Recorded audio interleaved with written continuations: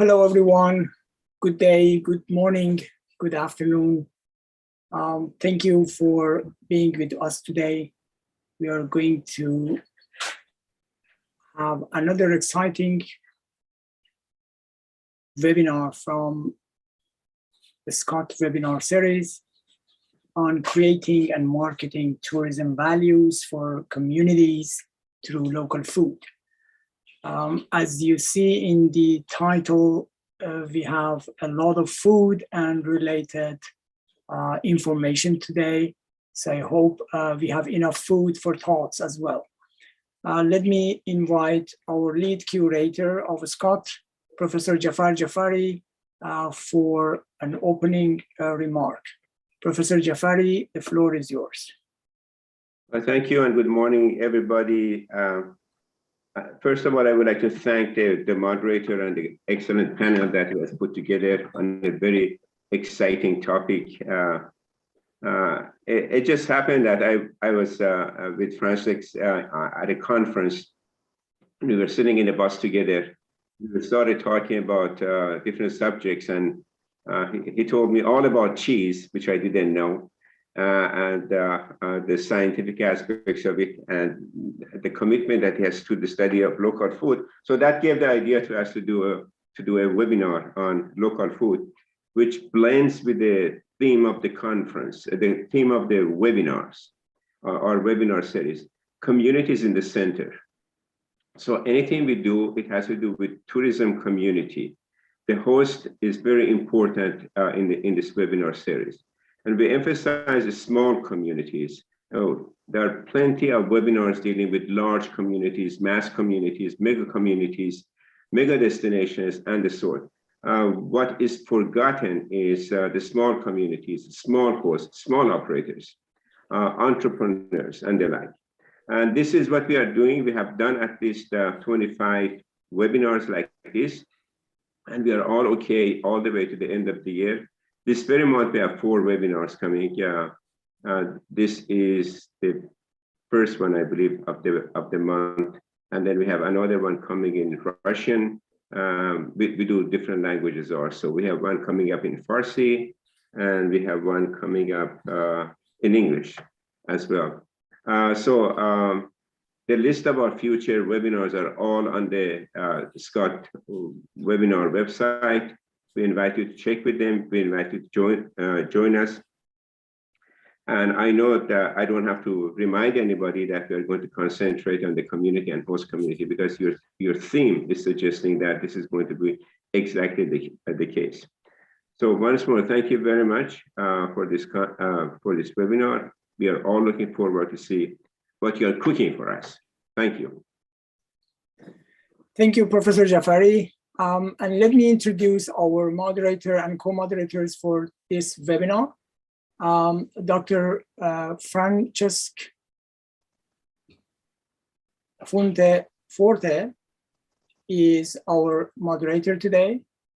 Francesc holds a PhD in tourism from University of Girona, Spain, and a PhD in communication in Ramon Llull University.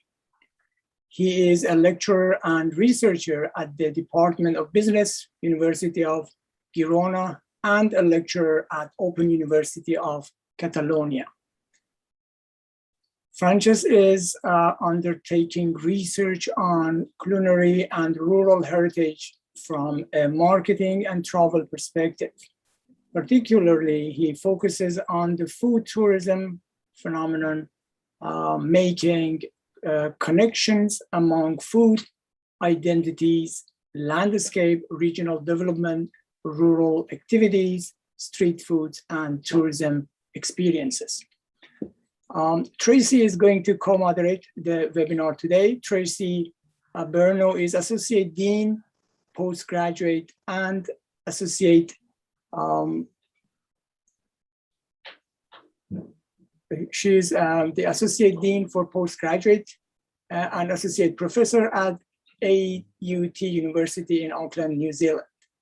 Her interests include the relationship between agriculture, tourism and cuisine, sustainable food system, and food politics.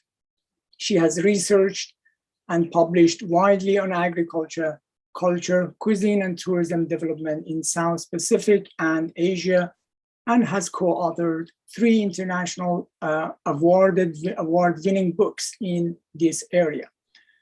Tracy and Francis are going to lead our webinar today, and we are all waiting to learn from this informative theme. And I would like to invite Francesc to the stage. Francesc, the floor is yours, and your all your good students today. Thank you very much, Kazem. Well, first of all, I would like to say that it's a huge pleasure for me to be here today with all these leading experts on the topics of food identity and culinary heritages. And I would like to start this welcome remark with well, saying thank you very much to Jafar for the invitation to organize this this webinar, and also big thanks to Kazem, Hira, and all the SCoT team who made it possible to well, prepare all the stuff and get everything ready for today. So thank you so much to all of you. And also I would like to say another big thanks to Tracy Berno, because without her help we would have not been here today. We worked together during these last months to bring the panelists together and organize this this webinar, where we will try to understand how local heritage and how local identities are used to create tourism opportunities for communities through their food. Finally, I would of course like to say thank you to Karina, Gabriel, Alba, Mark, and Gabi to accept our invitation and also being here and sharing their knowledge on the topic. And also I look very much forward to hearing you all. And last, big thanks to all the people attending the webinar. And we hope you really enjoy this conversation and hope you engage in the discussion with us. So now I would like to also invite Tracy if she would like to say some welcome remarks. Hey, kia ora from New Zealand, everyone. Welcome and thank you for participating in our webinar. I think it's a really exciting opportunity. We're bringing together a group of people who are at the fore of academe and practice at the same time. And we know that everyone has experience working in this space from a community level. And so they bring a wealth of knowledge along with that practical experience, which makes this webinar slightly different than what I describe as mainstream academic webinars. So we hope that we're going to bring a really exciting and innovative and thought-provoking perspective on working with communities around food tourism. So really looking forward to it.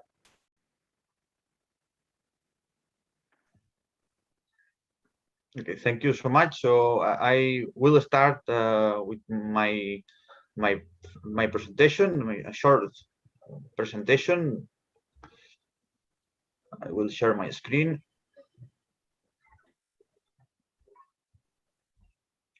So hopefully now you are able to see my screen. And yes. Thank you, Jose. So my presentation is entitled Telling the Story of Unique Cheese in Valle de Roncal, Navarra, Spain. And this presentation is done in the context of field work we did last year to this small mountain valley in the Spanish Pyrenees, in order to understand the relationships between food and tourism, specifically between cheese and tourism, and how we can create a tourism value from the understanding of the meanings attached to cheese from a local perspective. In the context of food tourism, and as a short understanding of the connections between food and tourism, as you may know, so it was in the 80s of the 20th century when academics started to publish their studies on how food production could be used as a tourism motivation. And until the end of the century, studies on food tourism were relatively scarce. So it was not until the first years of the new century when we started to know a lot more about this understanding of food tourism, with definitions which are now widely accepted, like the definition provided by Lucy Long, who say that we understand food tourism as the way we discover a culture, another culture, through food. And also the definition provided by Holland Sharples, where they understood food tourism as a way to discover destination through products, festivals, restaurants, markets, supermarkets, the landscapes themselves. So they provided this big picture of the food tourism based attractions, which is also observed here in this Roncal based study. During the last decade, the understanding or the research on food tourism has increased very fast. So, and we observe now plenty of special issues on food tourism, also specialist books, and this topic is refers to a growing niche market where food got an important attention, both in destination management and destination marketing.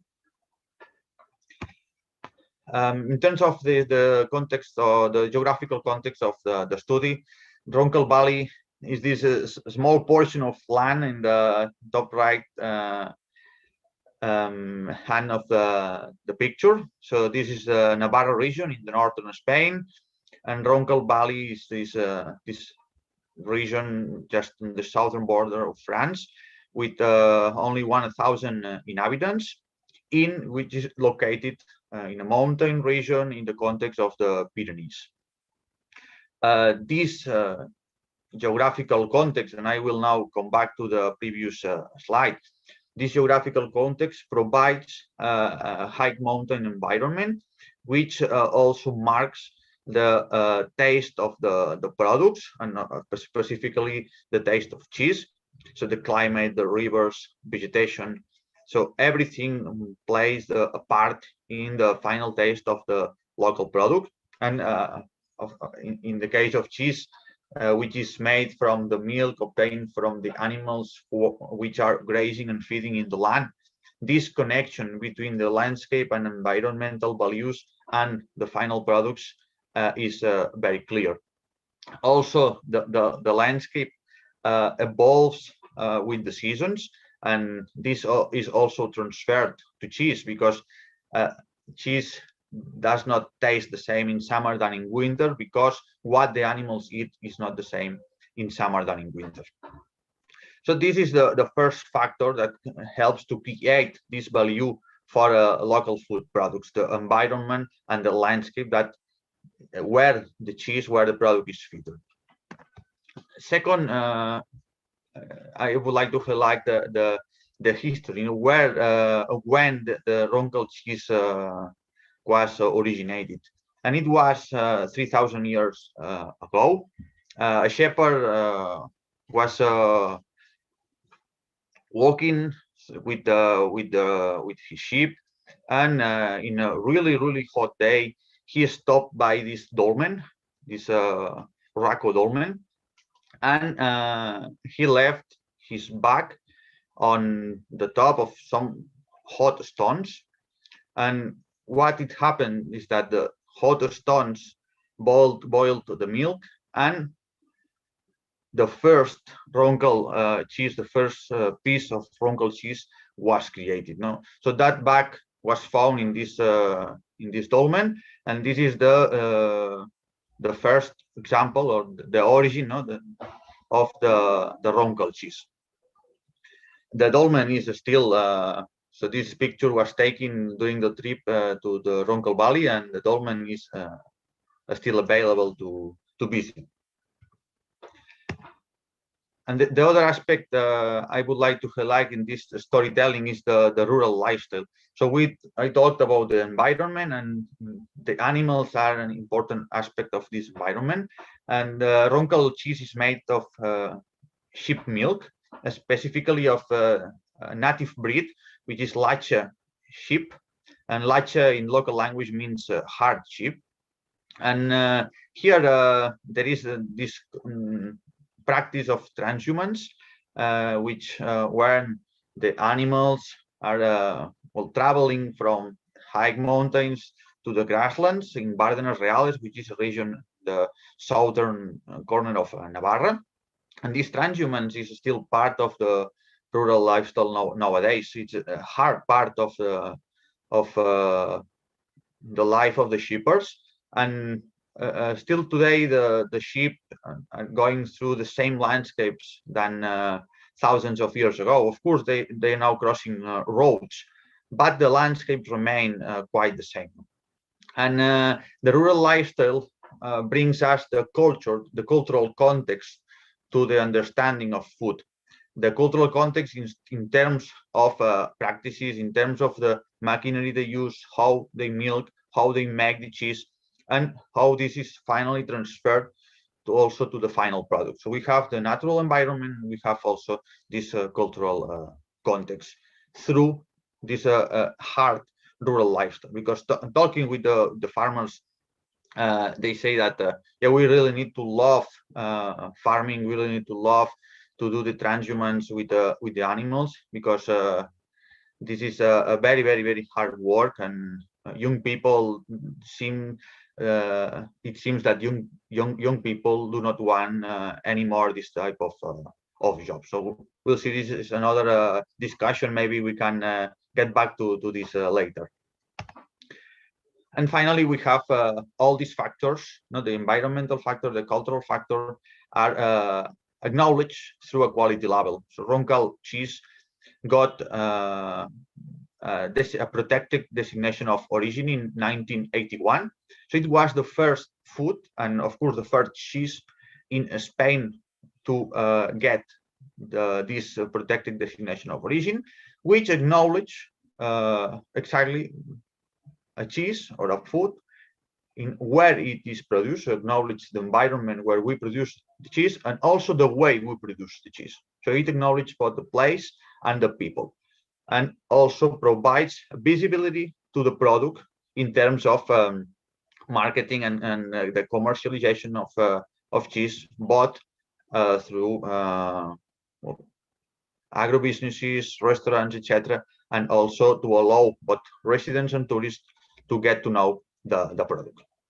In terms of the connection with tourism, the processes of cheese making, from milking to ripening, aging, everything can be also promoted to create value to this process. And in Roncal Valley, they have as a small example a small cheese museum in one of the cheese in one of the farm gates, I would say. So there are only 5 cheese makers allowed to produce Roncal cheese, and one of them in 1995 started to compile materials related to the cheese making, also photographs, machinery, and they brought everything together in a small museum where they say, well, all people come here and they get excited to see a lot of memories of when they were younger.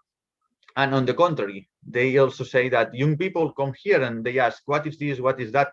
Because there are a lot of tools attached to these traditional ways of making, with these rural ways of life and produce food, which are quite unknown. And here, with through tourism, we can also play an important. We can also develop a strategy to educate both residents and visitors in the understanding of how foods were made, no, beyond the globalized global dynamics we are used to nowadays.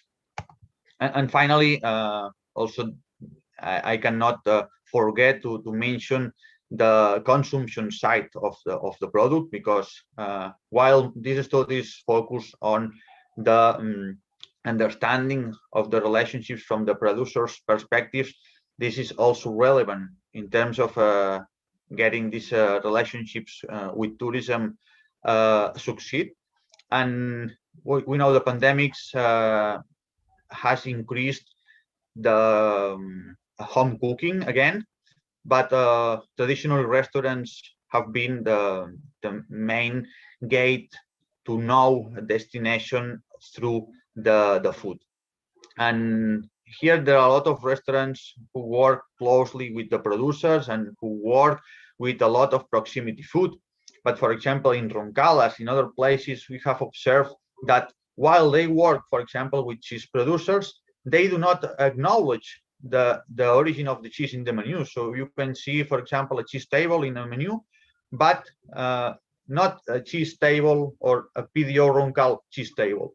And this is an aspect we need to work further with the restaurant owners in order to take advantage of this quality local food, and then to promote this food to the customers. And here in the picture is also an example of a collaboration, and in the sense that we can not only in a single plate, we do not only promote the cheese from Roncal, we also promote the walnuts, or we also promote a fruit production or artisan bread.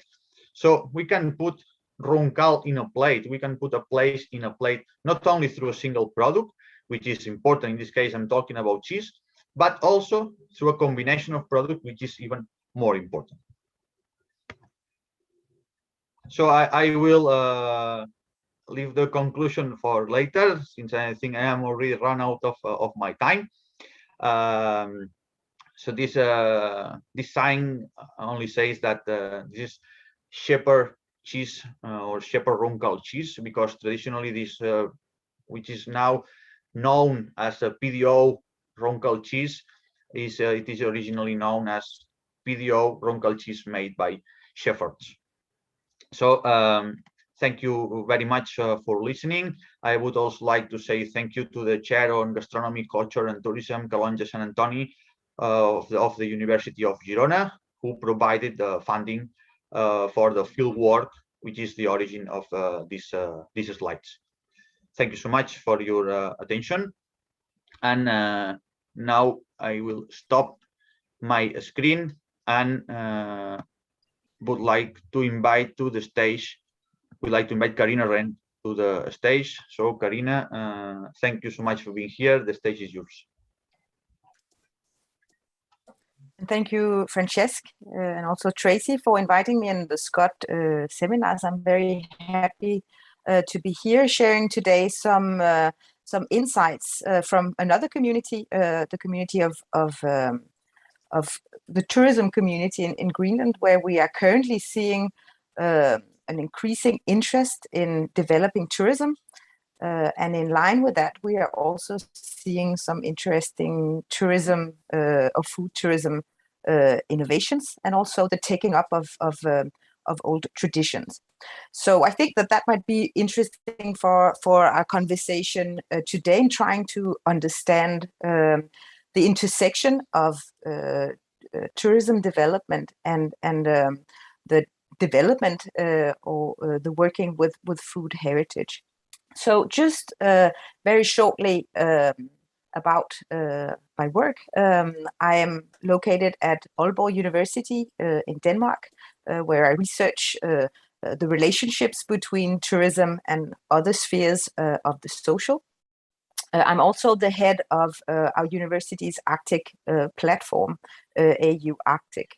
In my research, I look at the relationship between the social and tourism and culture innovation, predominantly in Arctic regions, especially in Greenland. My take on tourism and looking at this is to understand tourism as much more than an industry, as proposed by Professor Higgins de Biol, to understand how tourism fosters and interferes with values across many sectors and many stakeholders. And I'm particularly interested in small companies, entrepreneurs. So taking a community-based approach, as I think is also the case here throughout the SCoT webinars. So looking at Arctic food and gastronomy, what are we seeing when tourism enters the stage, so to speak? Just to present, like, what is the take on food tourism? Why is it interesting? I think here, just to understand what is tourism, it's food tourism. It's of course much more than just eating. It's in fact a very broad array of products, of attractions, of places. So attractions that were before not seen as attractions, farms, fields, markets, become sites of attention for tourism and for developing tourism experiences. And in that, we are seeing new practices and new kinds of tourism encounters, which is very interesting. Why is food tourism interesting from a community perspective? It's interesting because the tourists that are attracted in particular to food. Oh, sorry, I think someone needs to mute. There's some sound. Thank you very much. That tourism, food tourism, enables a sphere of learning and of sharing culture. They also attract more knowledgeable tourists, or tourists learn about the culture, about the destination through food. And in that process, locals also gain pride and awareness about their own food culture. So there is, you could say, an important and valuable dynamic in that relationship that can be interesting to further develop.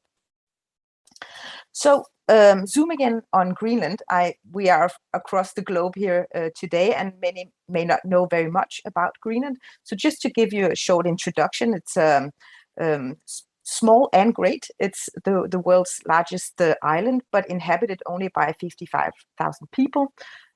Greenland is a self-ruling nation within the Danish Commonwealth. And it is currently going towards complete independence. And in that process, people are thinking about how to develop the economy, and very many are pointing towards tourism in developing a stronger economy. We're seeing an increase in tourism, although still slow. And from the perspective of the government, from regional governments, and also from entrepreneurs, we're seeing a very big interest in developing tourism, the tourism system. Looking at the food side, and here we're also seeing some interest in developing food tourism. It's still quite in the early days. The traditional food of the Inuit Greenlanders is primarily, well, obviously, because it is in the Arctic, animal based. It is based on fish and shellfish, large sea mammals such as whale and seal. And on land, you have musk ox and reindeer. And in the south, you also have some farmed lamb and a few vegetables such as potatoes. Every other produce is imported either by ship or by airplane. So just what is the challenge here? And I propose that there's a number of pros and cons, you can say. First of it is that this Arctic environment is very attractive for a global market that connects Arctic waters, such as those behind me, as fresh and clean. So there is an interest in shellfish, such as shrimps, and different types of fish, cod, halibut, and so on. There's also what we can say a challenge in what Gimiotti and Mykkeltun talked about as scary foods in tourism, such as dried and raw and fermented foods that are traditionally consumed in in the Greenlandic Inuit food tradition. Also, some of the foods are contested. For instance, eating whale is by many perceived as controversial, and also increasingly due to pollutants such as lead. There is also people that perceive some of these large sea mammals as potentially contaminated. Also, the local produce can be difficult to purchase. Many people in Greenland today still fish and hunt, but for personal consumption. So it can be really difficult to actually get hold of some of these products. And there is currently being identified a need for more tourism, food tourism innovation.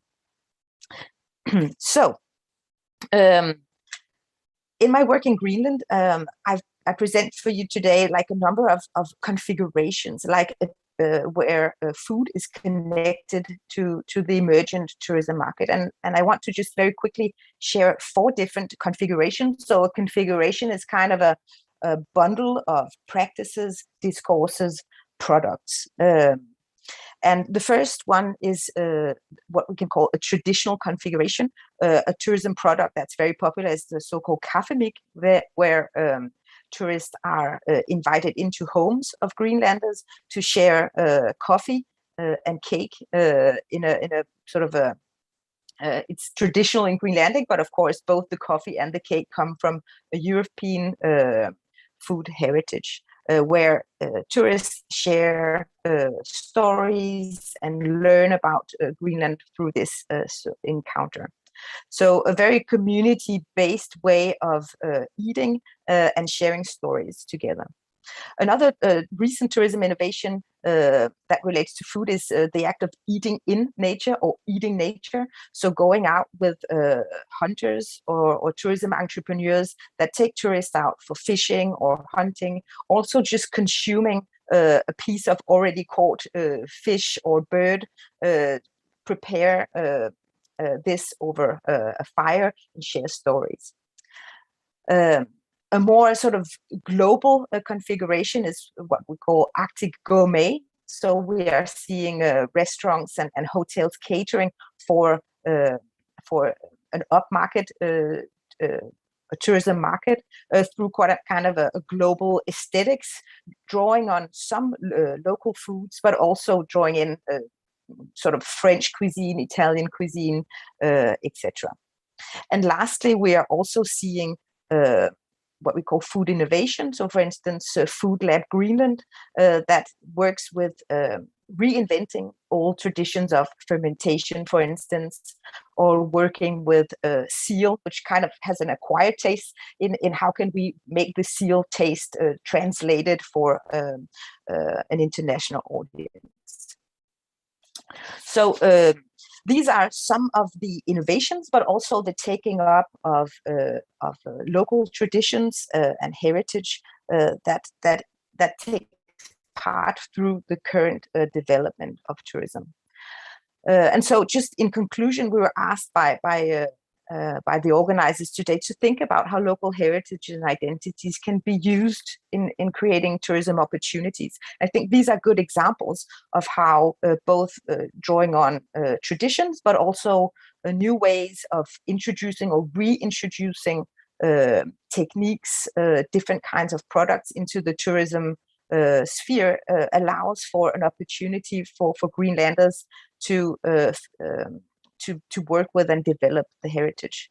And so I think that we can also reverse the question of how tourism is able to mobilize, activate, strengthen, and also reshape the identity and the practices of local heritage. So done well, there is actually an opportunity to strengthen both the local heritage and create some very solid and community-based tourism products. So thank you everyone for listening in, and I hope we can discuss this further during the panel discussion. Thank you very much. Thank you very much, Karina, for this exciting presentation about Greenland food culture.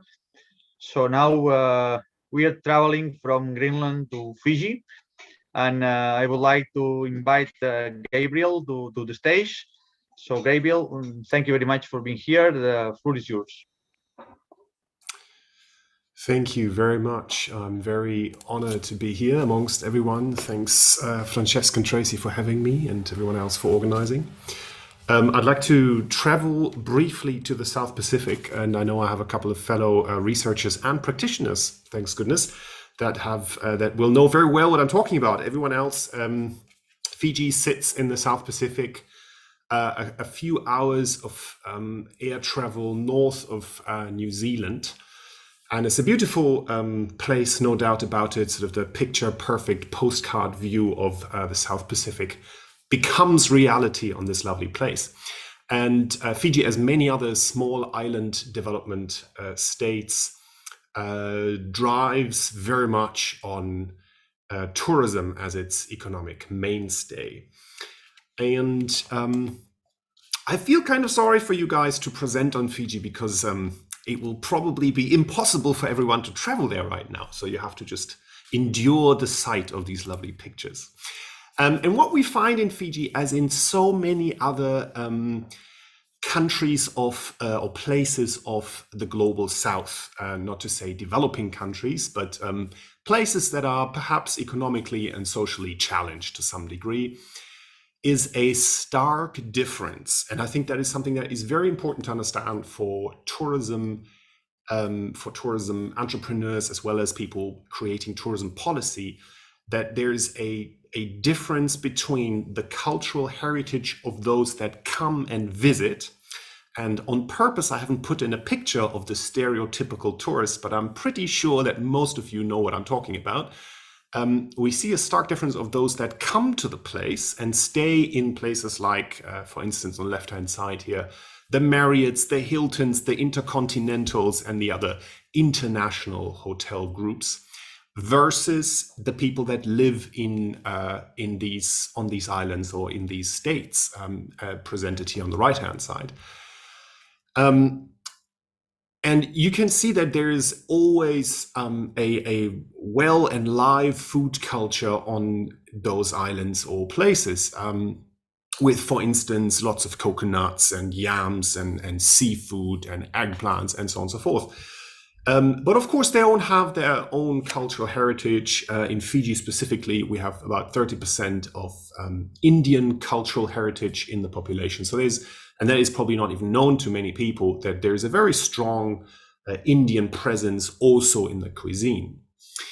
And from a question or from a viewpoint of how can we make the local, especially the smallholder farmers, the small food producers, the artisanal food producers, how can they somehow participate more in that tourism economy that is mostly driven by visitors from the global north? Coming, of course, with their cultural heritage of, rather perhaps eating fish and chips than a lovely vundivakasoso or whatever the local cuisine would be. And the question I find for how can local communities participate is how can we marry both worlds so that the one eats what the other produces. And here's a picture of two chefs from Fiji that have done, I think, great work in trying to marry both worlds. Now, I've spent a couple of months in one or two of these kitchens on this island, and I'd like to just talk a little bit about what I have seen. To actually go back here to Karina's idea on the different configurations, and I love the word, different configurations of how local food makes it into the tourism sphere. All right, here is option number one. And option number one is what I like to call the hotel food. The hotel food, to me, is a universal cuisine of mostly Anglo-Saxon origin. The fish and chips, the burgers, the T-bone steaks, and by the way, meanwhile, also the pizza and the spaghetti have all merged into this hotel food. And you can go to pretty much, all right, I'm pushing the boat out here, but just for explanatory reasons, you can go to pretty much any international chain hotel on the globe, and you'll always find the very same concept of food on the menu. Noted, of course, there will always be a couple of local dishes being served as well, but you will always find the burger, the club sandwich, the steak, the fish and chips, and so forth. And for large-scale multinational tourism, this is what's on the menu prime time, certainly in big resorts on Fiji. And one way to serve local food is to somehow, for the lack of a better word, sneak it in there. So if farmers happen to grow tomatoes or lettuces or potatoes, then perhaps we can just turn this into this idea or this concept of hotel food. Which means, however, that we serve local food in the shape of a foreign cuisine. That, I think, is probably the most common way of doing it. It gets problematic as soon as the produce, which are locally produced, do not match this particular cuisine well. And you probably won't be surprised if I tell you that the chips, the potato fries that you see here, are not made of Fijian potatoes, because the Fijian potatoes are not very, they don't make for good fry. And so this particular restaurant here has decided to import deep frozen pre-cut fries from the Netherlands, because that's a good fry. And of course, you can see that there's no way that we can call this in any way benefiting local communities. That's configuration number one. Configuration number two is the ubiquitous island night.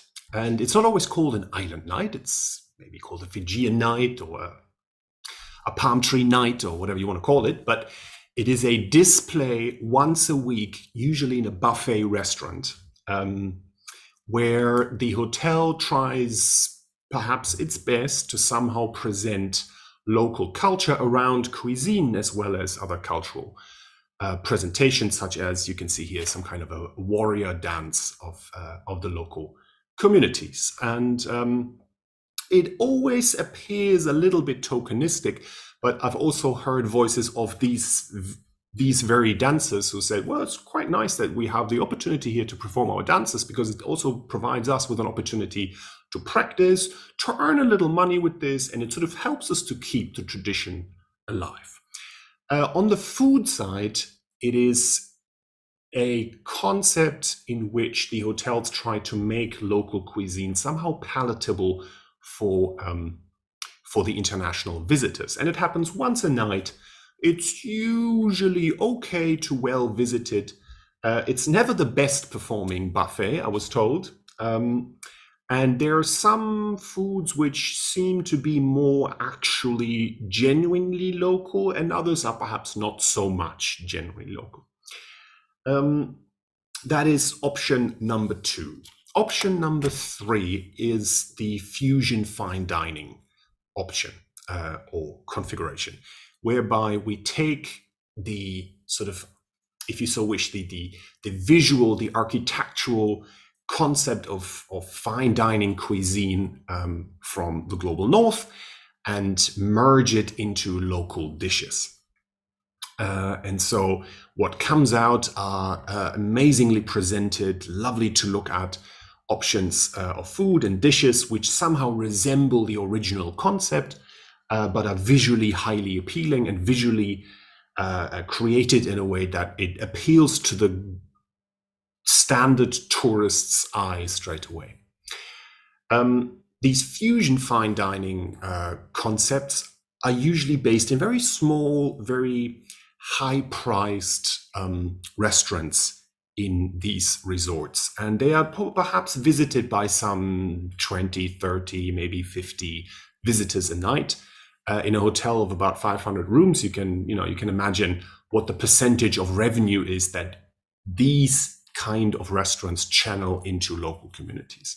So that is available, but unfortunately not a very strong channel to make money go into the local communities. And here's another one, which is from a lovely restaurant in Denara, Fiji, which is a pretty much 100% saved the little caper berries here on top of the banana bits. pretty much a 100% Fijian dish, beautifully presented, lovely, tasted amazing. It's a reef fish with a coconut crust on top, a edible fern underneath, a coconut white sauce, and plantain bananas, 3 pieces around the fish. Lovely dish.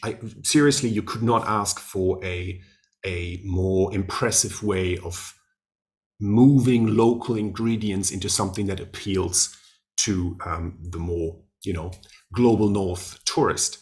And on the menu, it was one of many, but the head chef said, yeah, you know what really sells? What I really make money on?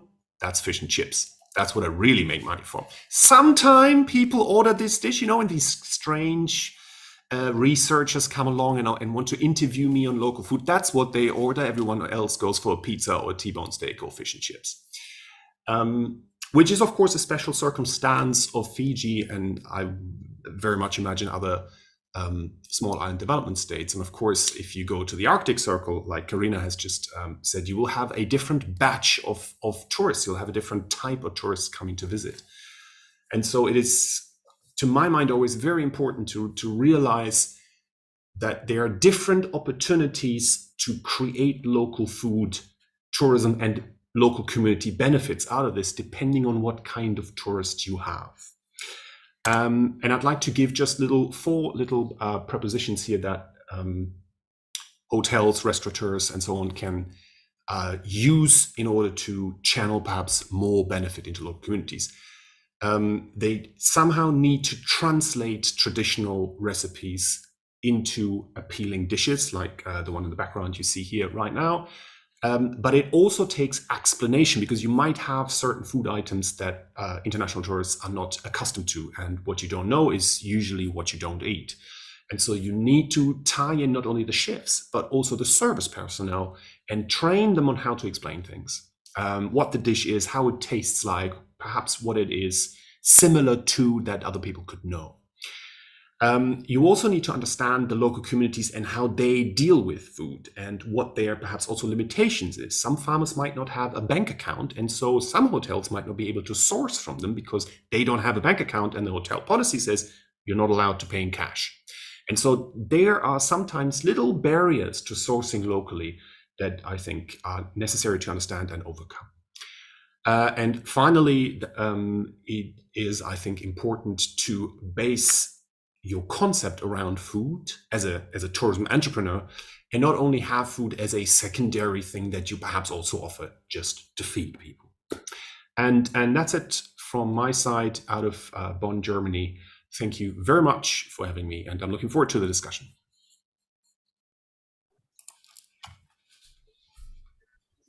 Thank you very much, Gabriel, for your presentation and these configurations of the relationship between food and tourism in Fiji. So now is the next presentation is presented by Alba Lim and Mark Notaras. We are a bit behind schedule, so as far as you can to be concise, we would appreciate that. So Alba and Mark, thank you very much for being here. The floor is yours. Hi everyone. Thank you so much. I'll start off just by a quick acknowledgement to country, acknowledging the traditional owners of the land that we are on, and that is the Gadigal and Bidjigal people of this part of Sydney's coastal region. We pay our respects to elders past and present. We recognise the profound connections to country by Aboriginal and Torres Strait Islander people, and for many traditional owners of land in many other places around the world, that their connection is unbroken and that they continue to care for country to this day. We also acknowledge the ancestors of the land that we have worked on, which is will be the focus of this presentation, and that is Timor-Leste. We celebrate the rich and complex knowledge systems that encompass land, culture, spiritual and human connections as one. My name is Alva. My colleague and co-director Mark Notaras and I will be talking today. We are the co-founders of the Timor-Leste Food Lab and Agorafood Studio. We both have a background in public policy, peace and conflict We've worked at the United Nations University on the globally important agricultural heritage systems that our colleague Kazem has worked. And I mention that because a lot of the work by GR's project has really informed us before we created the Agro-Food Studio in 2016.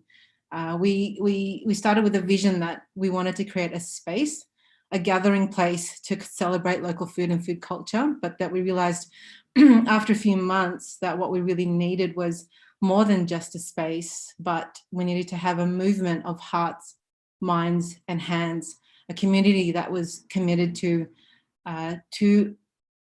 promoting local food, but really understanding and exploring what that really meant, and that it was there, that it was nascent, and it was about bringing it together and creating a discourse around that. So our space became more than just a place to eat, sit and eat for tourists, but really a sensory environment of shared learning. And I think that really happened because I felt in particular that the task of just promoting local food was not sufficient enough, and that also as outsiders there was a lot that we couldn't really comprehend, and to really understand the deep connection to foodscapes and to culture, we needed to be among other people from Timor, from the different parts of Timor, and they became our teachers. So as we explored the food and ate the food, we began to learn more from our young team, and we learned that there was a lot that we didn't know. And next slide, please, Mark. And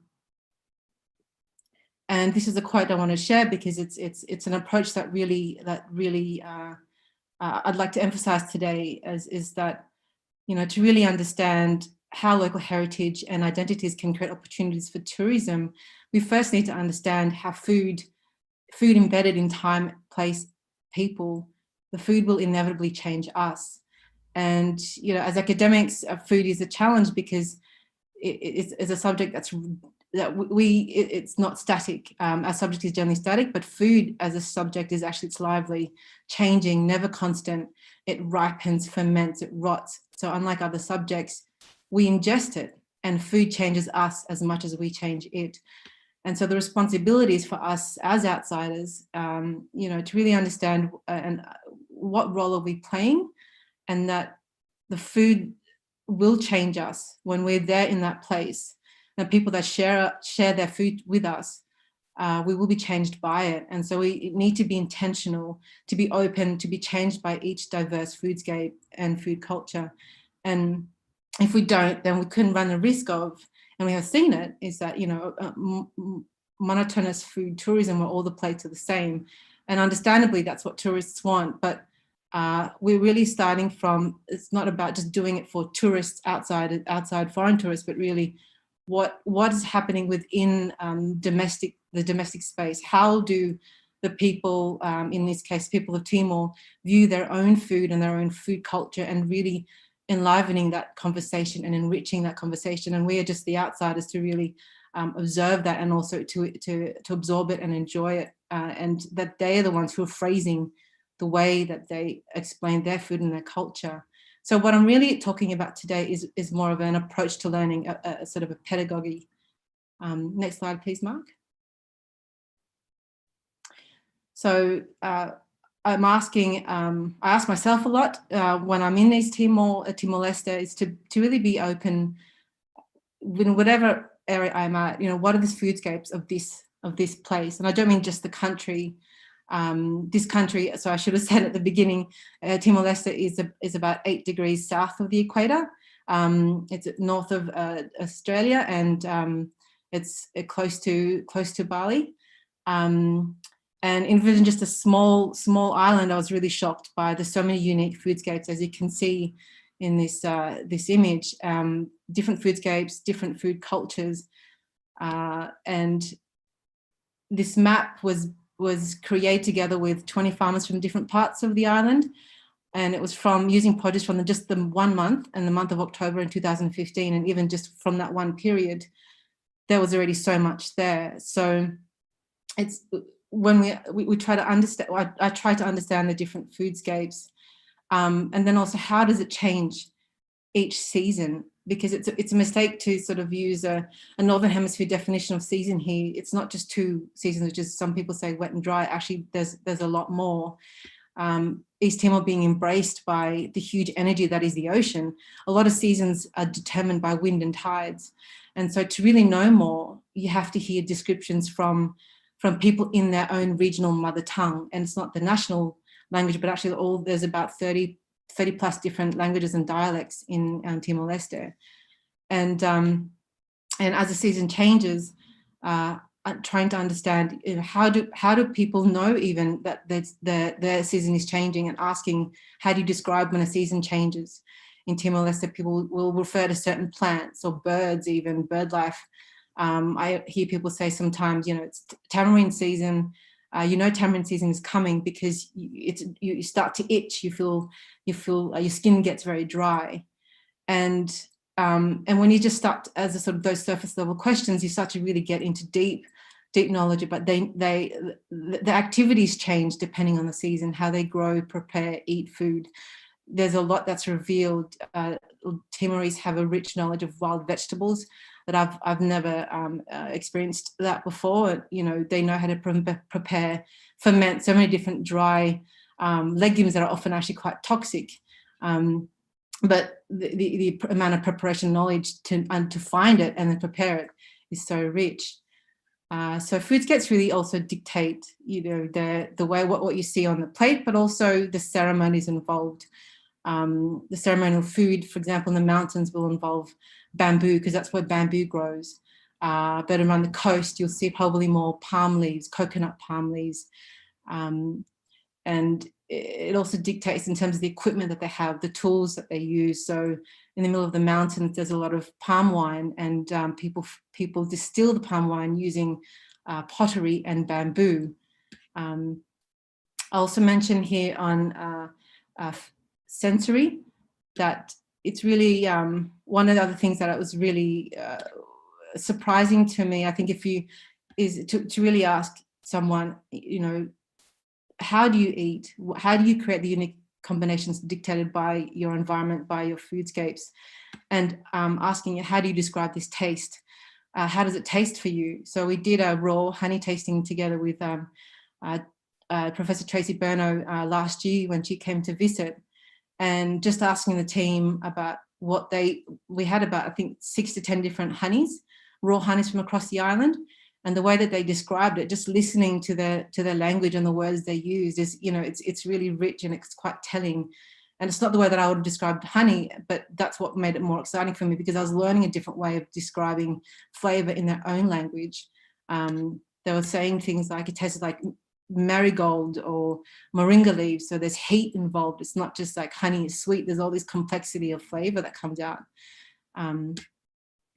And talking also about other flavors, Timor-Leste, I've noticed that there's a desire for bitterness in foods, and it's a desire that now I've created myself. I've absorbed myself because of 10 years of living there.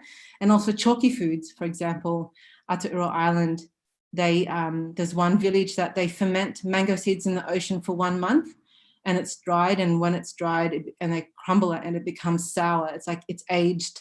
It tastes like aged crumbled feta or kurot, a sort of Afghan dry yogurt bowl. So there's something about that, the texture, which is dry and crumbly, and then the acidity, and it's added onto things like corn, sort of a corn polenta stew. So, you know, and then I can imagine similarities in terms of maybe an Italian dish, whether it's like a corn polenta stew with, you know, with cheese on top. So there's patterns there. And I think when you step into the deep foodscapes, then also step out, and then I try to identify the patterns, the different tools, the patterns in trade amongst different villages. There's a vast network, and you start to find that there's this wonderful sensory image that emerges of just this one small place. And I think for us as outsiders, and if our role is to communicate this to foreign tourists, then how do we do it? You know, we have to support people in documenting it, create that written discourse, because most of it is oral, or make it a visual discourse. have it laid out beautifully, like the farmers have done it as a map. This helps to show the richness, and it celebrates what's there, and it also really invigorates conversation and storytelling. And stepping back even further, it's it supports the framing. In the framing of this food, the food culture is so important.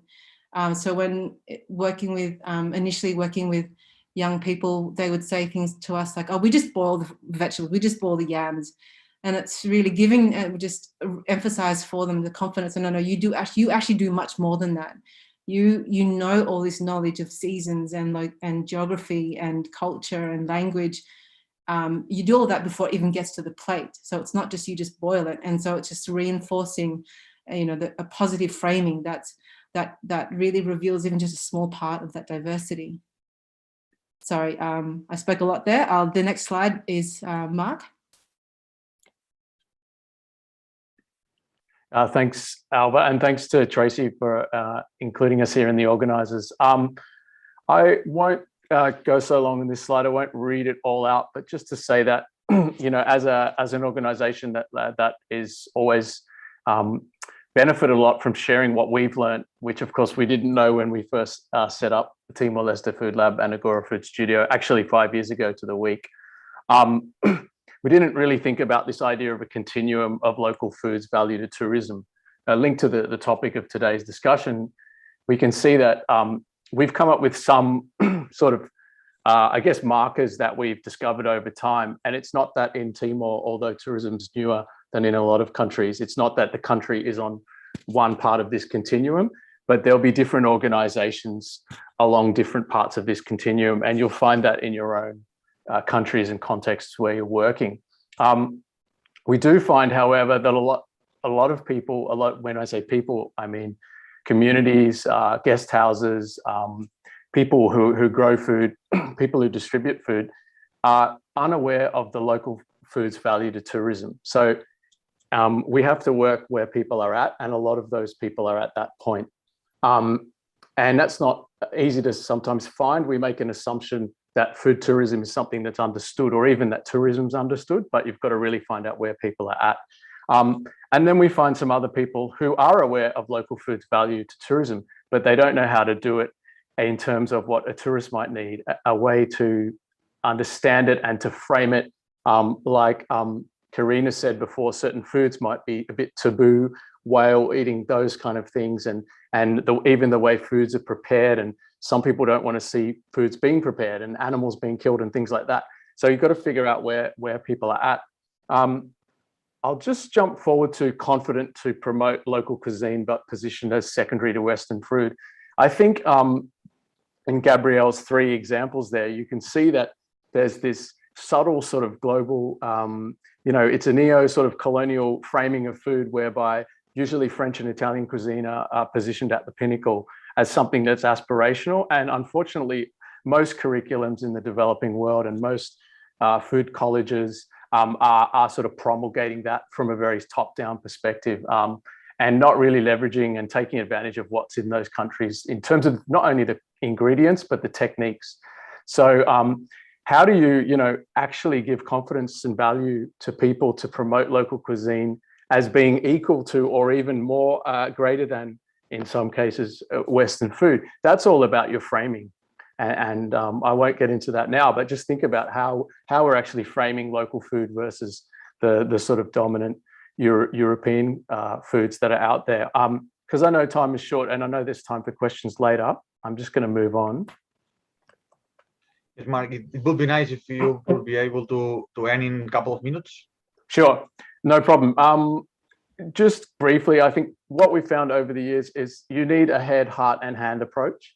And so I'll just leave this on the screen for a minute for people to look at. These are just some of the things that we found have worked in our context. And there's subtle differences. We often focus on head, particularly in international development and tourism. We always frame things in terms of jobs for young people, like young people are just going to come and take jobs. But really, we've got to talk about careers. We've got to have the roles that people have in food tourism that are more than just being a dishwasher or a chef. There's multiple roles that we want people to have. Just on heart briefly, Alva's mentioned sensory. I'll just talk about food as transforming relationships. We find in a lot of tourism businesses globally that people are just serving food, but they actually haven't eaten the food that they serve. And they actually are not using, in hospitality, they're not using food as a tool for team building. So we've actually got the perfect product to work with, which is food and coffee and other forms of things that we consume, but we can use them in a way that brings people together. And a third thing that we found really works is in terms of hand, and you'll notice there, we don't have the word training.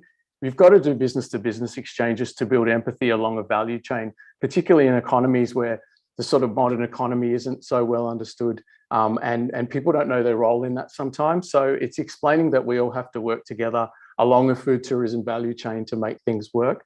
And just quickly, this is the model that we've used and refined over the years. We always start with a food survey, what people have with their guest house area or their particular food business. And we work ourselves around through storytelling to food innovation, innovating with the local foods, and most importantly, constantly testing what we're putting out there with our team, with people that we work with. Because as much as it's really nice to have some very exotic things on the plate, if people aren't going to buy them and eat them, it's very disconcerting, and it can be demoralizing if you're actually putting it out there and people aren't biting, literally. So that's our approach. We're happy to share more of that after this. I'll just throw quickly back to Alva on our final slide here about connection and reflection. Yeah, this is just, again, back to my original point. It's more about the people than necessarily, the topic of food tourism. It's really about the people. And it's, we need to, for us, it was, we really needed to build respect, not just from our respecting, as a foreigner, respecting Timorese, but also, trying to build ways so that people who've come through a very difficult years of trauma, how can they build trust and connection amongst each other, different language groups plus the trauma. It can be very quite challenging. So, food is a sort of a peace tool as well. And then once, you have the trust, you can build on the different connections, and building on the connections, making it celebratory, sharing everyone's strengths.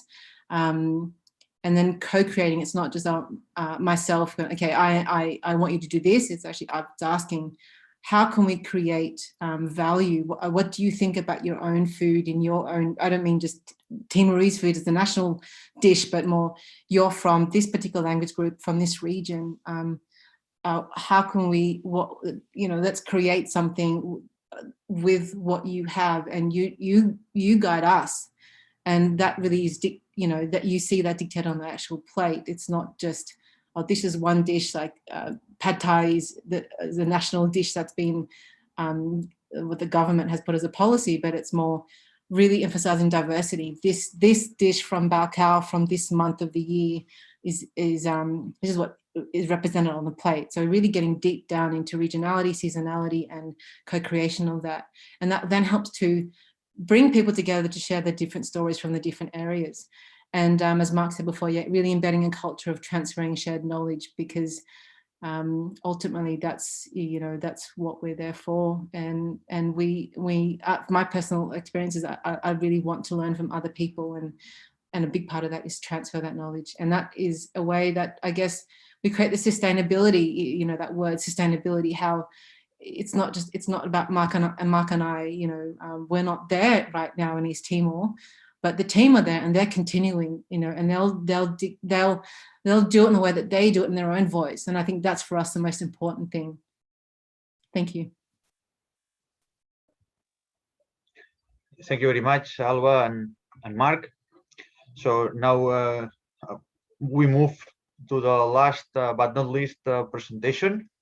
After this presentation, we'll have a short break, and following the discussion and questions and answers. So I would like to invite now Tracy and Gabby. Thank you very much for being here. The floor is yours.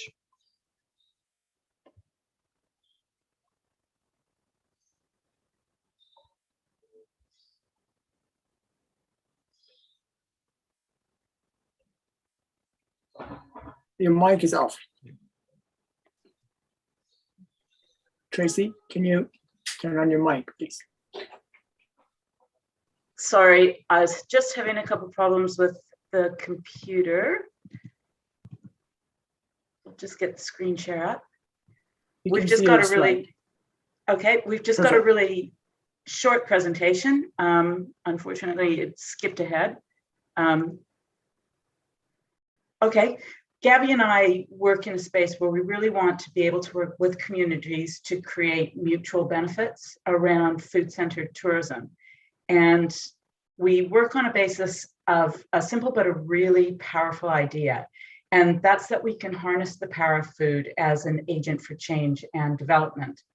So when Gabby and we had a very lengthy video call the other day, which involved a whiteboard and lots of different colors of ink, talking about our part of the world and what food within tourism means. And our part of the world it's comprised of islands. We've got thousands of islands across the Pacific, and people often think that that pulls us apart, when in fact, it's actually the ocean that brings us together. And we share a lot of commonalities across our countries, across our island nations. And in terms of tourism, two of the commonalities that we really share is that we have very small economies and we're really over-reliant on international tourism.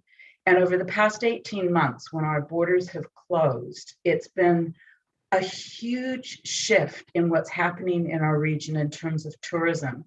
And the way that our conversation yesterday started moving was we started reflecting on the opportunity to be introspective and start really looking at what's within our own countries and within our own regions, and what that means in terms of a genuine food identity. Because in the Pacific, for a lot of us, like in New Zealand and in New Caledonia as well, we don't really know what our food identity is, and we don't really understand how that is positioned within tourism.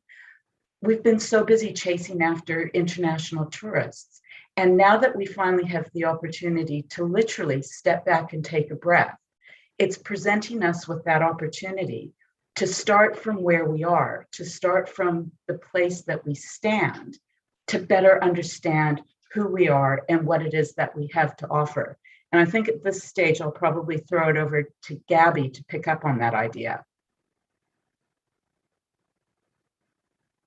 If he's still there. Yeah, thank you, Tracy. Okay. Thank you, everyone, for listening.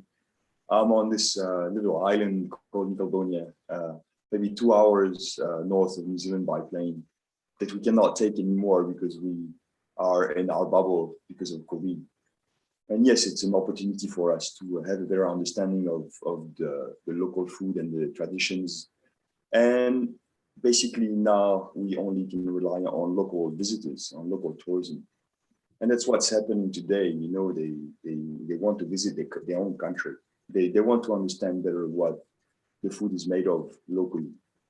So that's a fantastic opportunity. And I'm a restaurateur. I own a restaurant. And I can see people now, they're paying more interest of what the food is made of here in New Caledonia. And I've been training local communities, you know, to have a better use of the local resources through food. And I went to Vanuatu, and I remember an old man saying, "We are on the back of a turtle and still looking for it." And the back of a turtle is our local resources, is our ancestors, and yet we are looking for something else.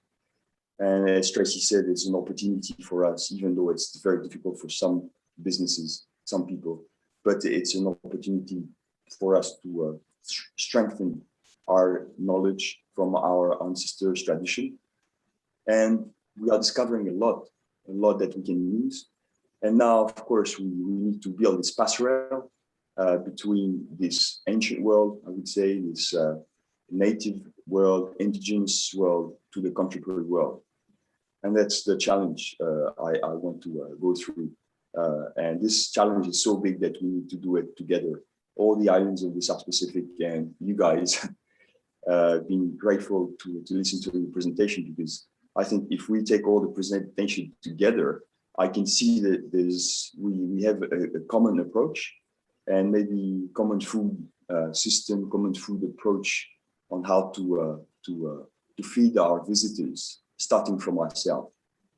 So how can we take care of ourselves to take care of the tourism that will open our boundaries to in a short time, I wish. So yeah, thank you. I think food for me is life. And every time we eat, every time our visitors are eating, they say yes to life.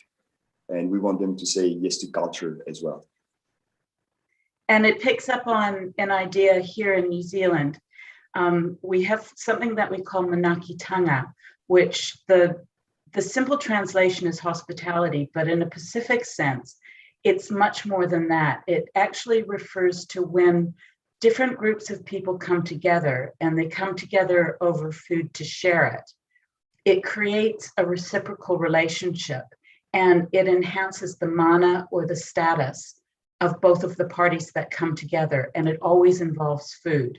And we see the opportunity within our region in particular that if we come together over food, if we have that reciprocal relationship, it enhances the benefits for everyone because it enhances our mana. So we're built on a platform of manakitanga as something that's very, very special about our region and the way that we treat our guests. Oh yes, Tracy. I think we should not underestimate the power of local communities, because I think they're holding a secret from their ancestors that can save the world today. So it's really our connection with our past into our future, but mediated through the food that we share. And that's an incredibly powerful way of reconceptualizing what food means within community, within tourism. And it's something that has an incredible potential for positive change. So as we say down in our part of the world, now te roro, naku te roro, ke ora te manuhiri. With your food basket and my food basket, the people will thrive. And so that's where we see the potential and the power of food within tourism. So I think we can probably conclude on that fairly short note, because I think probably summarizes our 2-hour conversation from yesterday in about 5 minutes, a miracle for Gabby and me. And I think that's probably a good way to wind up the presentations. Thank Back you very over much. to you, Francesc. Thank you very much, Gabby and Tracy, and thanks a lot for keep it short, too short. And now it's time, Kasem, to grab a quick coffee and to watching a small video. This video is about Greenland, and we would like to ask you pay attention to how local food is an example of a local knowledge, which is later transferred to tourism. I am not sure if Karina would like to add something before the video is played. No, I think people should just make their own experience with it and go grab a coffee. We'll speak later. Thanks. Okay, thank you. Thank you so much, Francesc. I think you talk a lot about food and you showed us a lot, and everybody is hungry now. So, but I'm sure they're going to have their food later. We have just time for, as you mentioned, grabbing coffee. Please move your bodies. And meanwhile, if you want to continue writing questions on chat, please do so. We are going to collect the questions and discuss it after the video. I'm going to show the video and it takes about 4 minutes. And right after that, we have our panel discussion. Please let me know if everything is fine with the video.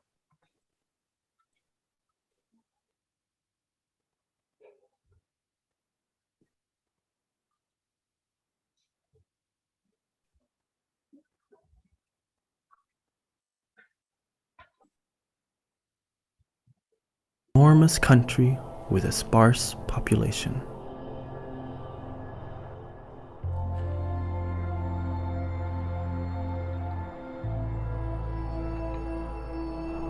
Tucked away in its desolate Arctic location, you may be imagining a polar landscape spreading for miles and miles of ice caps, mountain peaks, open waters, and a vast variety of wildlife. This is true, but it is not the whole story. Greenland is very much inhabited by people who have been pioneers for thousands of years by everyone Greenlandic.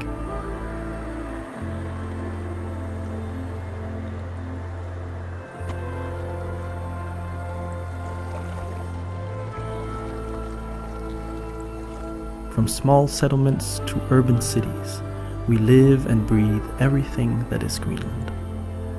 Our country is so big and has such diverse natural surroundings that we are a valuable contact to have. We would love to talk and connect, and we are someone you'll want to get to know better. The reason for this is that we do not only have great love for our Arctic corner of the world, but we also have great knowledge of it. We know our enormous fjord systems, the ice, the snow, like the back of our hands, even the most wonderful, secluded parts. We know where to spot whales. We know the best places to fill your bottle with fresh water. We will show you how to catch a fish 250 meters below the ice. We will take you to the best view of the Northern Lights.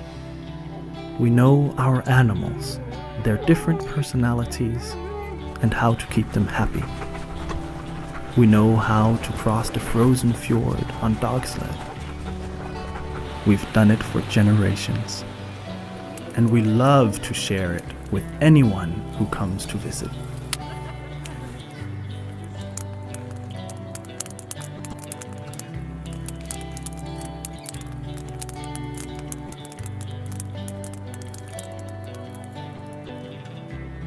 We know how to find those moments where you're forced to stop, take a breath, and simply immerse, because we know which experiences are completely and overwhelmingly unique and not to be missed.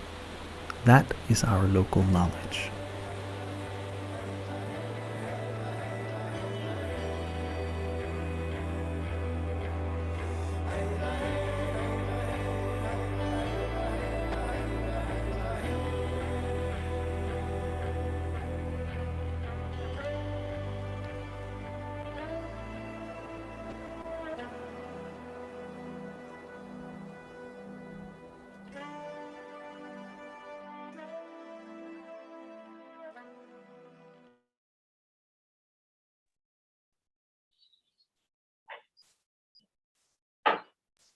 I haven't been to Greenland now for a year and a half, and I have to say this really hurts.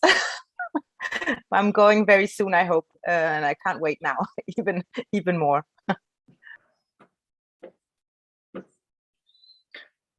That was beautiful. It's all the story of people and the place. Food is, I think, something that connects people. It's an international language of tourism and culture. So if people want to know each other, is through the international connection, which is food. I'm working and living in a country that they are food lovers, and Japanese people are famous for traveling around the world to taste food. It's time now to start a panel discussion. So I would like to invite the moderators and all the speakers to the panel. Meanwhile, we have a number of questions in the chat that when you are ready, I'm going to present some of the questions to you. Francesc, the floor is yours. So thank you, Kasem. Would you like to start with the questions? Okay, so if you let me read the question, the first one I want to read it is one of our audience from Nigeria, I think. He wrote, I need more clarification on how food festivals that are being celebrated in local community, which is going into extinction now, can be marketed and promoted to enhance and increase tourism potential of local communities, while also contribution to their quality of life. Thank you very much. I will start with some insights and then give the word to my colleagues. And this question, I think that is in line with some of the thoughts we shared today, because in one of the presentation I took a note and that we need to educate, or we need to show local people, we need to show the service personnel, and also we need to show the visitors know about how this local food culture is contextualized. And many food festivals rely on this local essence, and how locals perform in a shared, in a small, in a close environment, and then is later and only later transferred to tourism. So here it is important, and this also relates to the example provided by Alba about I'm not remember the exact figure, hundreds of different honeys, and how can we preserve all these hundreds of different honeys in a kind of a small place, no? And festivals and these shared environments are an ideal pathway to first get locals and get younger generations to know about how we used to do things and how you used to produce food and different foods, and in this case different honeys or different cheeses. And from this understanding later to provide this sense of place to the visitors. And only keeping this local authenticity with locals and from the locals' understanding, we will be able to convey a genuine understanding of place to visitors, and then to make sure that this is preserved through the following generations. Gabby, why don't you talk a little bit about your approach to the food festival in New Caledonia, because it's really a very interesting way of conceptualizing local foods for local people.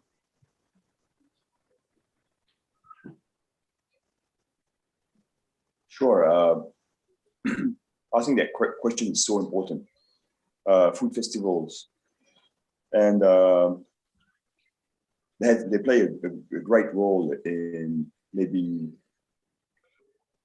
regenerative food systems and tourism to emphasize what needs to be done. So we have created 3 years ago a local food festival in order to celebrate the whole country together, the importance of our food. And I think on the political level, we've been asking for help that we can maintain this local food festival. It's very important to ritualize. I don't know if you can say that in English. When you celebrate, you begin with a ritual, and food is about starting with a ritual. Before you start to eat, you acknowledge the food that you eat and where it's coming from, who's made it, and who's suffering from not having it. Anyway, you say a little prayer in a way. And a ritual, a festival is so important because it binds people together. It's a big cohesion, like around the table. When you celebrate together, you will start doing things together that you cannot do alone. And that's very important to create food festival, or to make sure they stay alive. So I think whenever you are hosting visitors or hosting a friend, you start with a ritual. And it's very important from our perspective, our culture, to start with a ritual. So I think that question is great. If we want our traditions to stay alive, we need to put them into rituals, and food policy makers, they need to promote local food festival and small initiatives, small stakeholders, because they won't stay alive for long if we carry on. Thank you so much. So let me ask the second question, which is about the knowledge, the local food production skills and product knowledge that are going to extinction due to the inefficient transfer of knowledge from generation to the new generation. Basically, it's asking about how to create a platform for knowledge transfer in traditional food.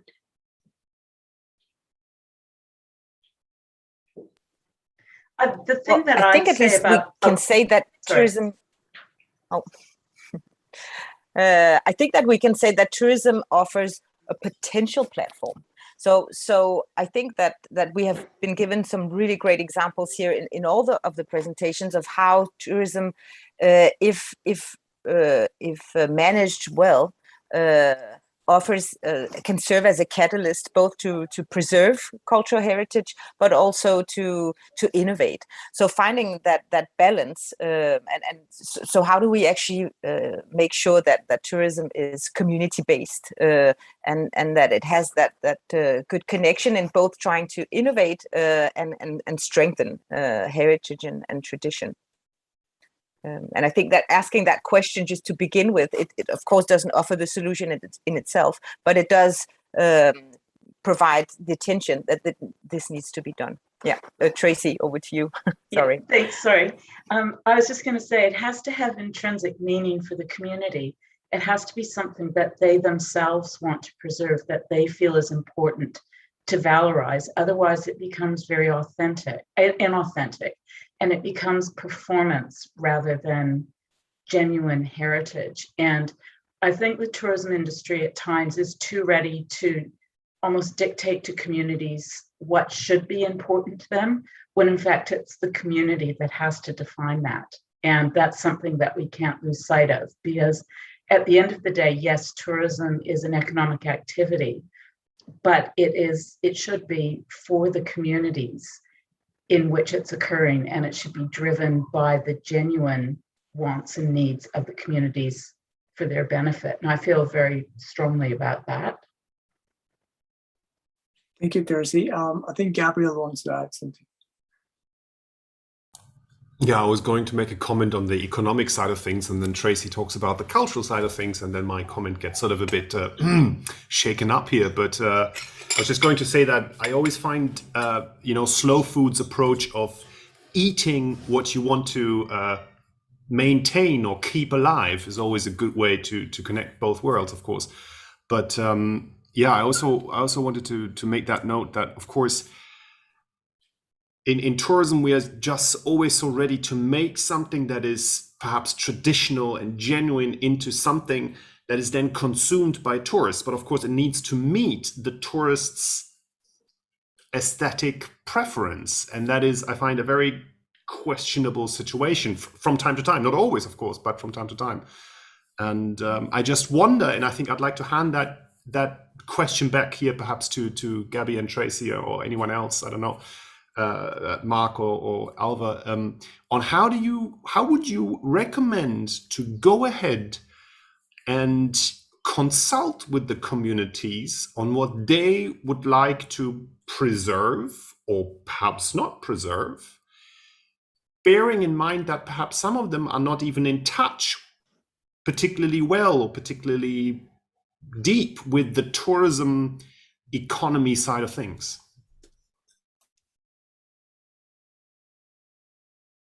I hope that is clear somehow. I'm happy to rephrase the question, but this is as good as it gets. Okay, I'll start off by answering that, because I mean my entire PhD was based primarily around how an Indigenous community conceptualized tourism, because it's very, very different than the way that we conceptualize tourism, and their understanding of what tourists want and what they thought they should be giving tourists was very different than their authentic culture, and very different, in fact, from what the tourists did want. So it's a very complicated question. And when you start to use food as a way of mediating that question, it becomes very complicated. And then you can overlay even more complications by asking, what do communities not want to share with tourists? Because you don't want to share everything. So that's a really roundabout way of saying, I don't know. And it differs in every single context. And that's why I emphasize that you start with the community and what their aspirations are. And it may not be articulated in the same sort of language that we use around tourism, but by spending time in the community and seeking to understand it, you can come to understand the benefits that they want. And then that can be reinterpreted through how they can present it in a tourism context. So hopefully that comes close to addressing the question. To answer that question as well, I've done some training for stakeholders in Vanuatu, a small archipelago, and what I did is I was doing some culinary courses, and I co-created the recipes with the tourists. They were here, so I asked them to come and train with us and the stakeholders. And in fact, it was very good to have the insights of the tourists. And basically, when the tourists, the visitors, and the stakeholders are sharing knowledge, then they are co-creating the menu. So we were co-creating the menu, and in order to change, to shift, with Tracy, we created a guide. It's called Let's Meet in the Kitchen. So when the visitors and the stakeholders are meeting in the kitchen, co-creating the menu, something is really happening. And then you transmit the knowledge to others. So you have to train the trainers in a way. And that's what we call as a facilitator. I think the world needs more tourism, tradition, small communities orientated facilitators, and that's participatory leadership. So I think we need to travel on two legs. One leg is the knowledge of food, traditional food, and the other one is participatory leadership. So we need food facilitators in a way, and I guess we all are. And Gabby and I would be really happy to share that resource with anyone who's interested in it. Oh yeah, it's free. It's free. It's for the community. It's free. And the common good. Yeah, you just have to contact one of us, and it's called Let's Meet in the Kitchen, and we're more than happy to share that. Contact Tracy. Thanks, Gabby. Yeah, no, it's okay. Contact me and I'm happy to share it. I'm sure you have a lot of contact from Japan. If you let me go to the next question, I think it's about more commodification or commercialization of food, and how, let me read the question as it is. How can we address the alarming trends of modernized food cuisine, replacing most of the local food cuisine? So where is the borders, or let's say the carrying capacity for food tourism in order not to be commodified and not to lose the authenticity?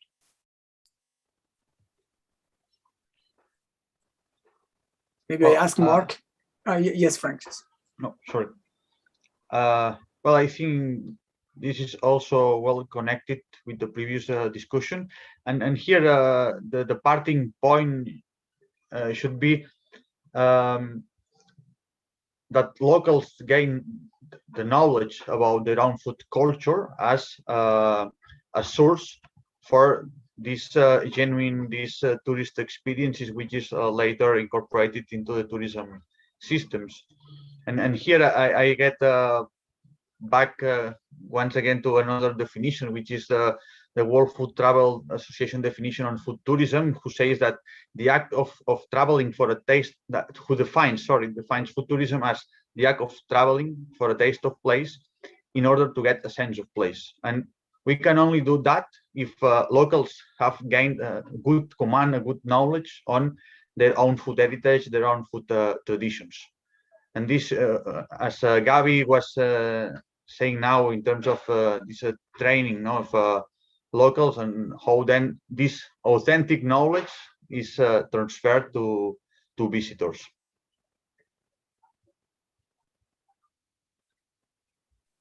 Thank you very much.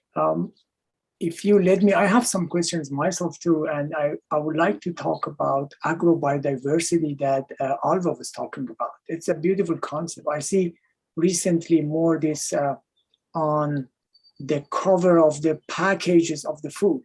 So if you go to the supermarket, you see the package of a cereal, for example, with a lot of different picture of fruits and grains and ingredients. But you showed us a map of food biodiversity and agro biodiversity. So I know that in small islands and local communities, they have all of these two traditional food. But it seems that it's not really possible to keep it in urban areas and food distribution channels and chains and so on. So the solution might be bringing them back into the food culture. So what do you think, Alva? How can we revitalize the food culture in urban areas? I'll give you an example from Japan, the city that I live. We have researchers that they find 200 species of edible plants. Out of them, the 8 recipes back to 80 years ago shows that there were about 50 of them in the recipes and people used to cook. But you can't find more than 10 to 15 species of this edible plant and edible, let's say, delicious plants in the supermarkets. So what can we do to bring this food culture back? Yeah, that's exactly right. It's a lot of that diversity is decreasing, and I think that the culture of fast foodism is meaning that it's not just about a food preference, it's also about the changes in taste. The craving that people have for food is very different now to what it was before, and so it's not demanding that diversity because you can get that instant hit from the very simple carbs like plain white rice, instead of what you would have seen, Kazem. It would have been all these different grains from millet or sorghum or Job's tears mixed with other grains depending on what was in season, and a lot of it is linked to also agricultural production. We think we have choice, but really what we have choice of in the supermarket is what these companies decide is our choice. Supermarkets decide what they put on the shelves, companies decide what they put on the shelves in terms of their products. So a lot of that diversity is being eroded. I guess in countries like Timor, in the urban setting, a lot of people still visit the markets, not supermarkets. Supermarkets, it's more for people who have money. So most people get their produce from the markets or from family. So there's still that level of diversity. Whether or not they share that diversity to tourists, so you don't really see that so much in restaurants, and I think also the younger generation just aren't demanding it. They really find that modern food is I guess sexier. So how do we make traditional food, diverse foods, more interesting? And it's really about involving a lot of different people celebrating traditional food, and there's a lot of intentional activities that have to happen.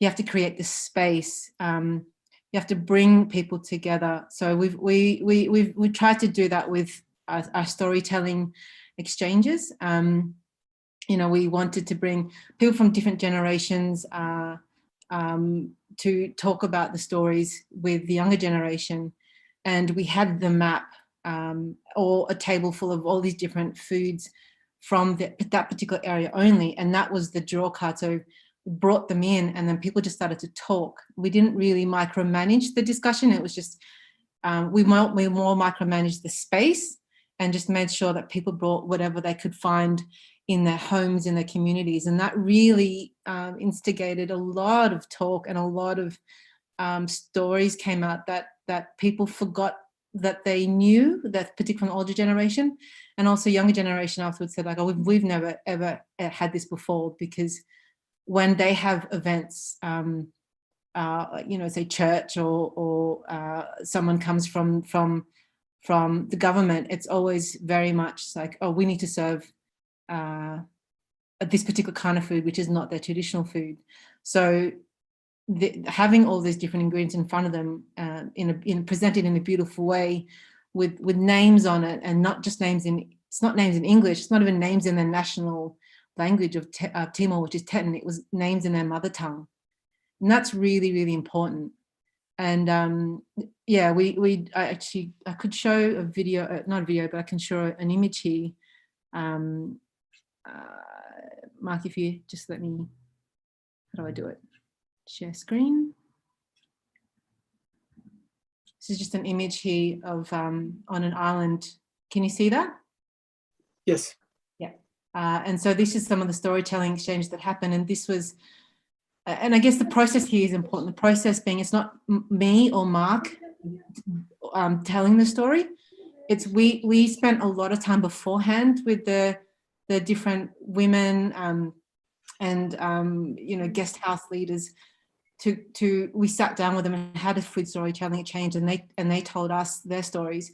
They then led the next one in the next community. So you can see the women here, and this young man is also from the island of Arturo, and so he works for us, and he didn't know a lot of the food and food stories. So you can see he really just also learning for himself, learning about his own culture from his people.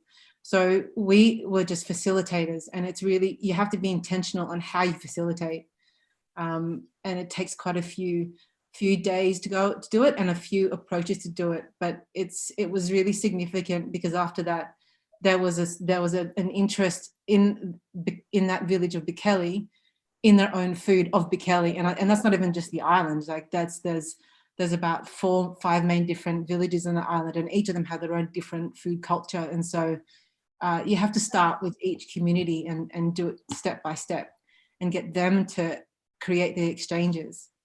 The visual is really important to that, and of course the eating, but the visuals, and because particularly young people now with Facebook, even in Timor, they have Facebook.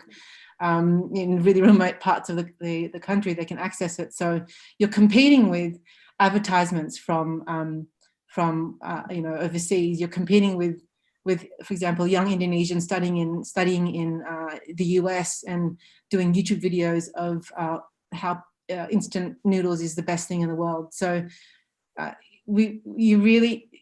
marketing is framing, I should say, is a better word. Framing, how we frame traditional food is very, very important. And then how we celebrate it. So it's not we don't deride it, lift it up, make it something that's so positive that it's on equal part or more than to processed food.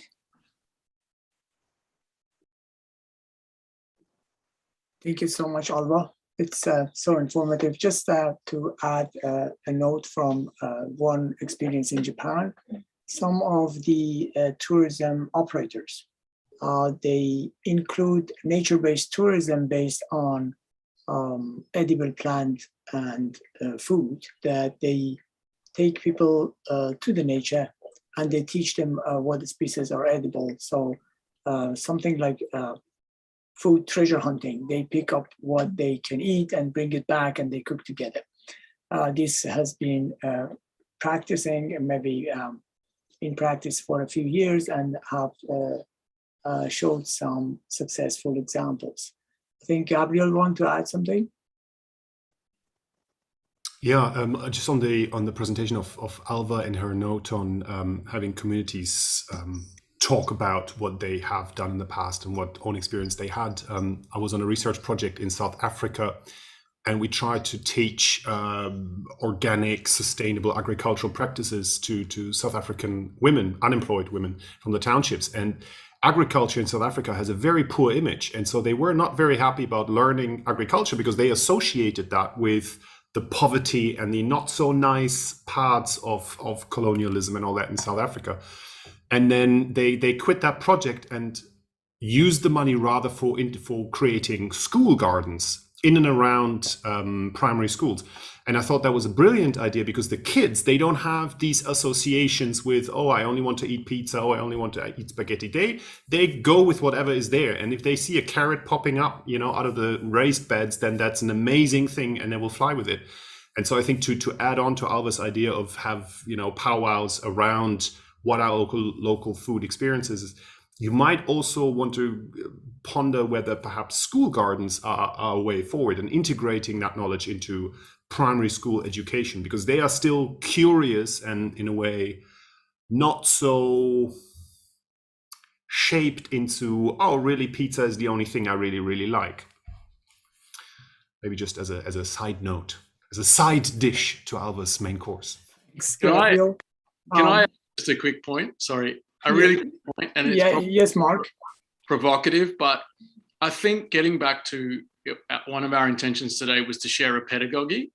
I think if you're working with people that aren't willing to learn and change a perspective on what is modern and traditional, it's going to be uphill in a way. I like Gabrielle's point about working with children and young people, and our experience was it was really hard working.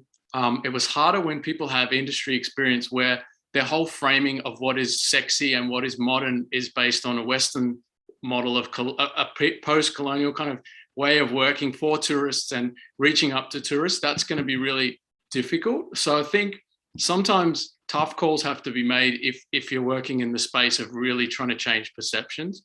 And I'm just being a bit provocative here. I kind of reject the question in a way around traditional versus modern. I think that's not a very useful framing. I think about things more in terms of how do you dial down barriers of what's a problem, and how do you dial up in a behavior change approach what people are aspiring to. So anything that is traditional changes over time. Everything that we do is traditional. Actually, Coca-Cola is traditional, unfortunately. It's polluting the landscape, but it's a tradition. So just reframing that and making sexy what you think is sort of poor people's food in your context. You have to make it sexy for a younger generation. And this is where the intergenerational knowledge transfer really works, because younger people are at the cusp of, the marketing age and Facebook, etc. But older people hold this indigenous and traditional knowledge.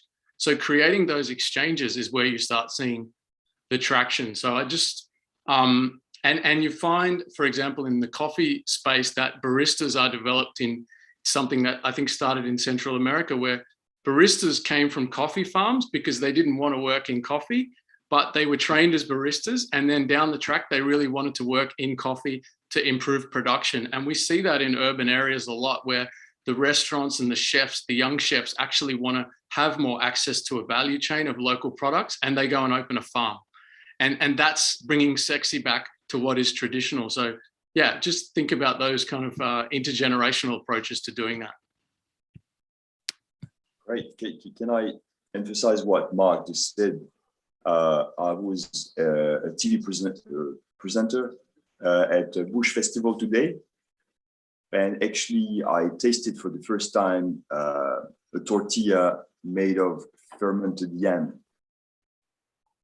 And guys, it's the organization making this dish is called Food Forest Connection.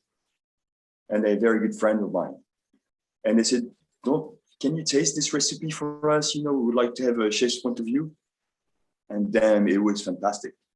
And it's non-traditional. It's totally invented. And so, yeah, well, it's going to be traditional one day. And I really hope that recipe stays on our menu at the restaurant, that we can showcase what's being invented or reinvented. So I think I like the fact that we can have tourism, because it's opening up our genetic of food culture. We always wanted to cross genetics. We always wanted to cross knowledge in South Pacific in order to grow, in order to be more resilient and open diversity. So traditional in this country world is a great recipe, I guess, to move forward. Thank you, Mark, for sharing your knowledge. Thank you, Gabby. I have a lot of questions too, but I want to ask Professor Jafari with his anthropology background to see what is his question. Jafar, please. Yes, thank you very much. I could actually hear anthropology from the beginning to the end. Everything was about culture, the invisible hands of culture. Sometimes you made the invisibility visible through recipes, etc., but it's always there. It's there from the time of irrigation, from the cultivation, harvesting, drying, processing, cooking, serving, all the way to the end. The invisible hand of the culture is right there, and you brought you made it visible to all of us. Thank you very much for this contribution. And the invisible hand of culture was also in the three pieces or three parts that Mark introduced to us: the head, the heart, and the hand. So again, the head and the heart and the hand are also energized with culture, because each hand works in different countries, would work differently. Each head or each heart is going to work differently. So the part which was missing and in this three-part, I think, is what Tracy gave us at the end, and that is hospitality, which is another H for you, Mark, because you wanted to have three H's. Hospitality is really what makes tourism tourism. Without hospitality, tourism has no spirit. It's universal. It's something characterless, more or less, if you put it that way. And that gives us the issue of reciprocity, which I think Tracy mentioned. Again, that brings us the host and guest together, because without host and guest, we don't have tourism. And if we do, then it's isolated tourism in the hands of operators who are outside of islands and outside of in the metropolitan areas, etc. And we don't want that either.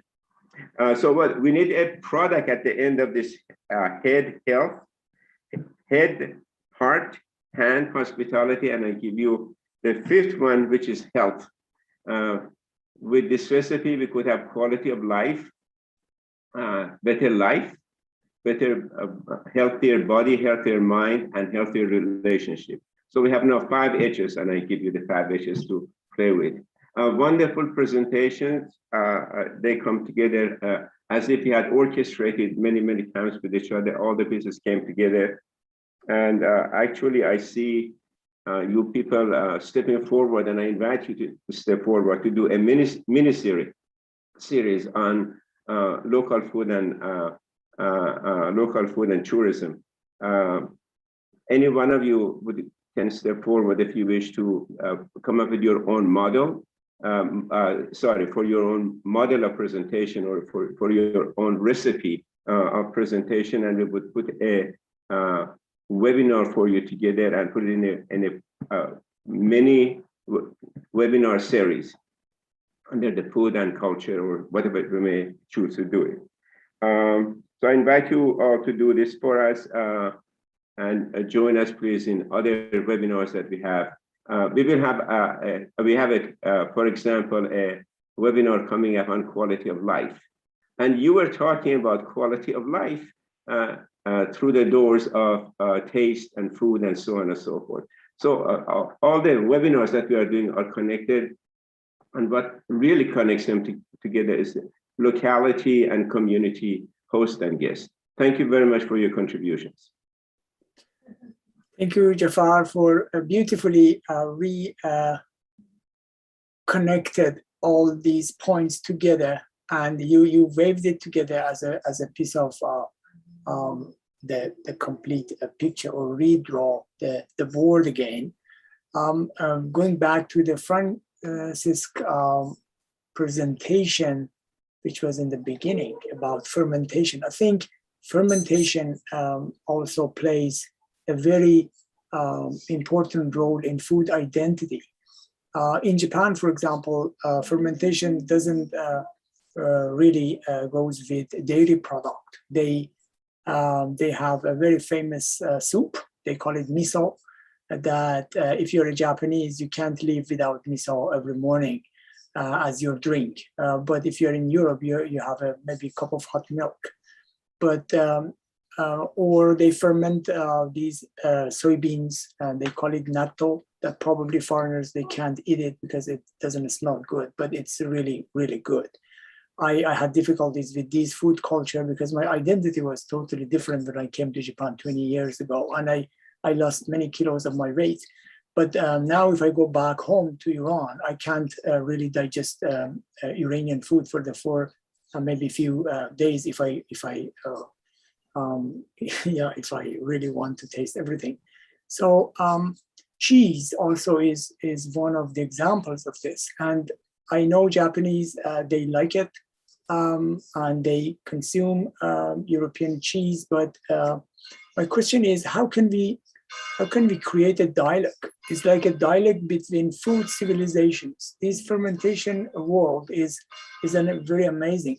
I hear it from some people who make bread that to make a sourdough bread, you just use the bacteria, or you ferment your dough from the air from the place that you are. So if you make sourdough in your city, it tastes different from another city in the same country. So how can be, let's say, a language for a bigger dialogue? Can we have, for example, can you propose, because Alva is one of the experts in agriculture heritage, and we have now about 66 agriculture heritage sites in more than 20 countries. So I know in some places in France and in Portugal, for example, they are very professional in making goat cheese. And we have plenty of similar landscape in Japan, but nobody do it. So would it be possible to propose something like agricultural food dialogue among the agricultural food civilizations, something like that? And that will be conclude our webinar discussion. Francis? Thank you very much, Kasem. Thank you for your question. It's not an easy question. And because even in Spain alone, we have more than 100 of places that produce different cheeses. And even it's difficult inside a single country to create this dialogue. And among these cheeses, we even have up to 28 cheeses with a quality label. So as the Roncal cheese I presented, there are 27 more examples of cheeses that are acknowledged with this protected destination of origin or protected geographical indication. And here the way we can connect, the way we can create this dialogue between these cheese production areas and the cheese makers and the cheese landscapes is, I would say, using this 3H model, no? Hands, heart, and hands, heart, and I forgot the third H now. And head, hands, heart, and head. Sorry, and also adding the hospitality H, because we can make cheese in the Pyrenees, we can make cheese in the coastline, we can make cheese in rural areas, we can make cheese in, well, different places in Spain or in different countries around the world. But then if we approach these cheese makers, we approach these cheese and rural cultures, we realize that the way we make cheese is not that different. And we always rely on the landscape values, we rely on the climate, we rely on the environment, on what animals eat. Well, cheese is made of sheep milk, of goat milk, of cow milk, or reindeer, or on other animals. But then we put a lot of love, a lot of care on what we do. And this is later transferred by using our head, our hands, and our heart to the final product. And we create this dialogue with the visitors through this hospitality age mentioned by Jafar. So we need to be open-minded, as also mentioned by Mark, and to get to know first our own culture, because we also have a lot of producers, we also have a lot of products next to us we don't know. Maybe we don't know how they are produced, when they are harvested, and this is the first step to gain our local knowledge, as Karina posted in her presentation. And after that, to create a dialogue between cultures. It does need to be very far away cultures. We can also create a culture, a dialogue between the Pyrenean culture and the Picos de Europa culture and Andalusian culture. And then we can also elevate this to a more global dialogue change with other cultures which are not that close to our own culture. But the key point here is to be open-minded, to keep this ACE framework in the work we do, and then to enjoy tasting, of course, our own food, but also to challenging ourselves with foods we are not used to. So thanks, Kazem, for your questions. Thanks again to Karina and Gabriel, Alba, Mark, and Gabi for your presentations. Of course, thank you very much, Tracy, for working together with this webinar planning. And again, Kazem, Kira, the SCoT team, and Jafar for your invitation. It was a huge and big pleasure being here today.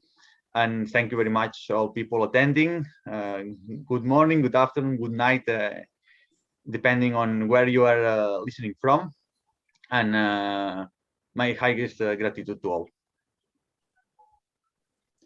Can I add something just very quickly about so you just mentioned natto.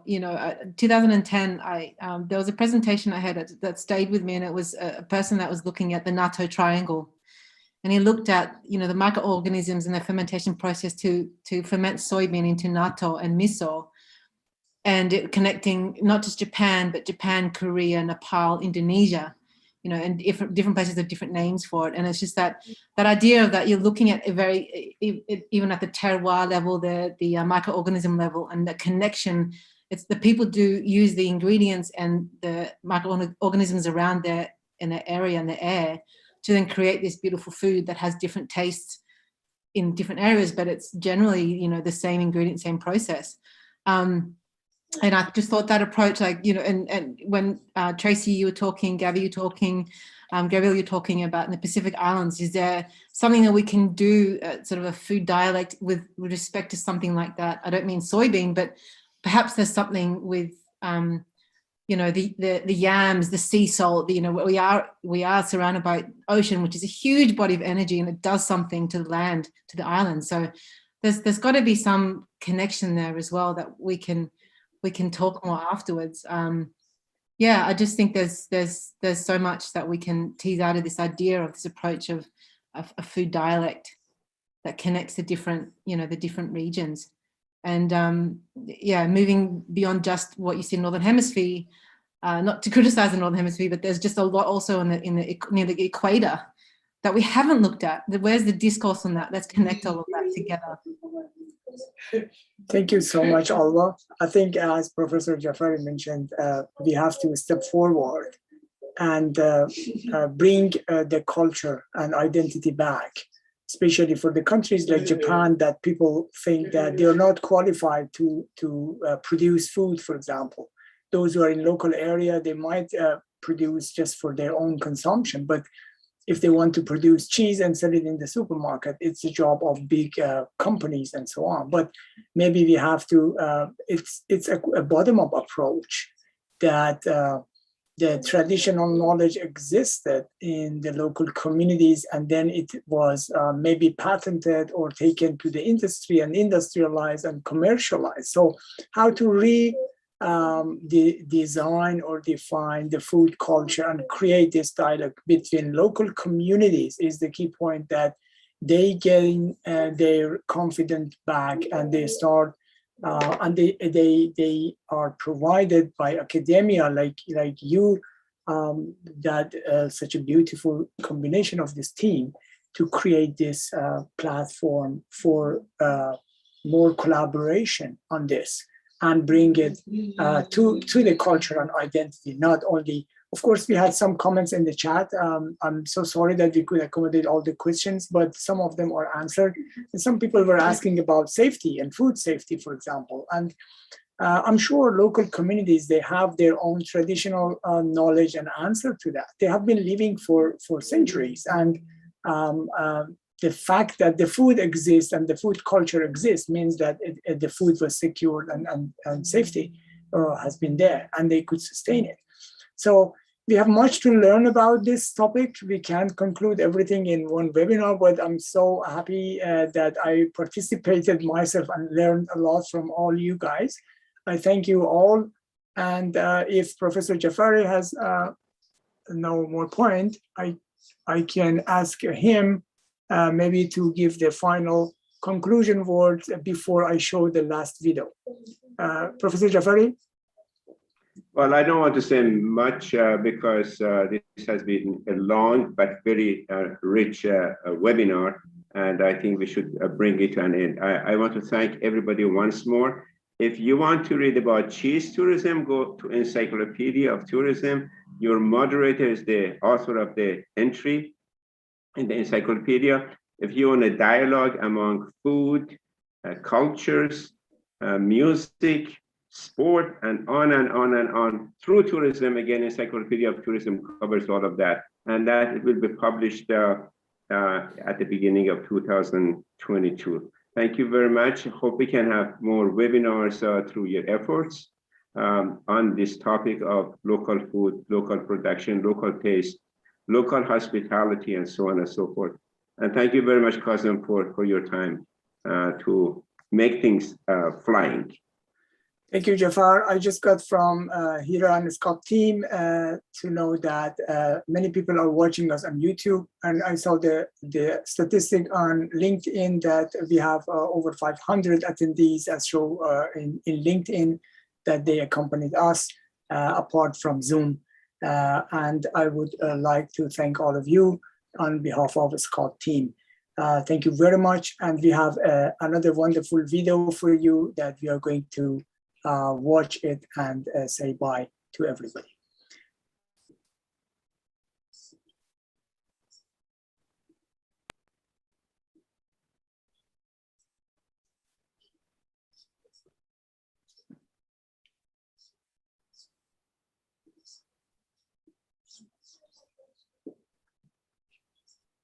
Hail the rise of Matariki.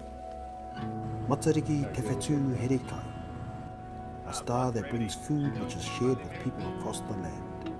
There are 9 stars in the cluster. 4 of them are connected to food and the bounty of the impending year. So we gather for our Hakari feast from their realms. Waita is connected to food from the great expanse of Tangaroa. From the ocean to the shore, we've gathered hapuka and tuatua. Waiti is connected to food from fresh water, our lakes and streams, from which we've gathered tuna, eel.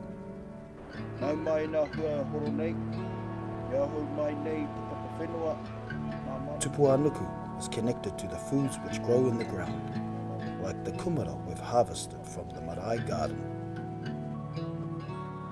Tupuarangi is connected to food we catch or harvest from above our heads, fruit, berries and birds.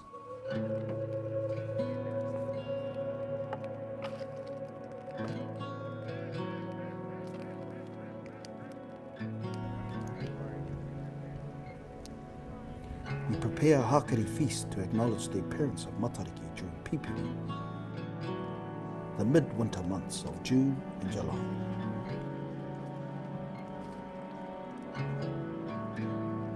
Pipiri means to draw close. It is time to reflect on the previous year, to remember and release those who have passed.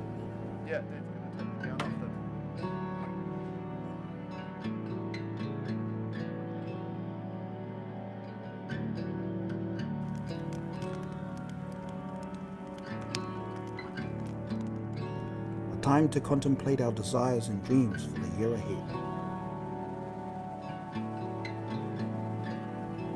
A time to manakitanga and to celebrate the promise of a new life and prosperity as the sun returns to the earth. Beautiful. So nice, so nice. Look at it. Look at that.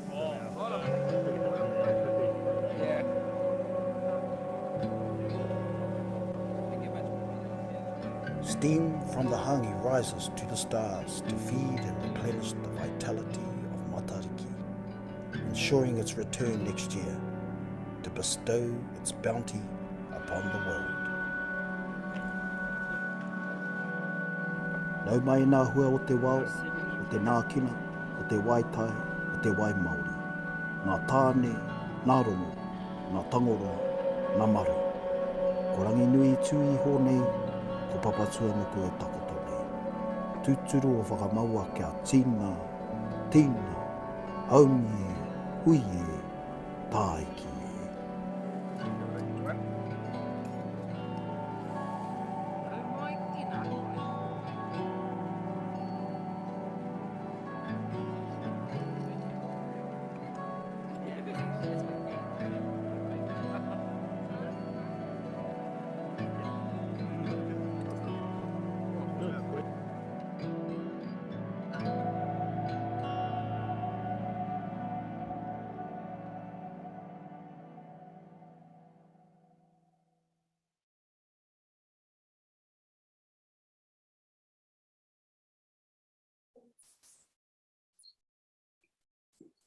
Thank you very much again, and see you in our future webinars soon. We have another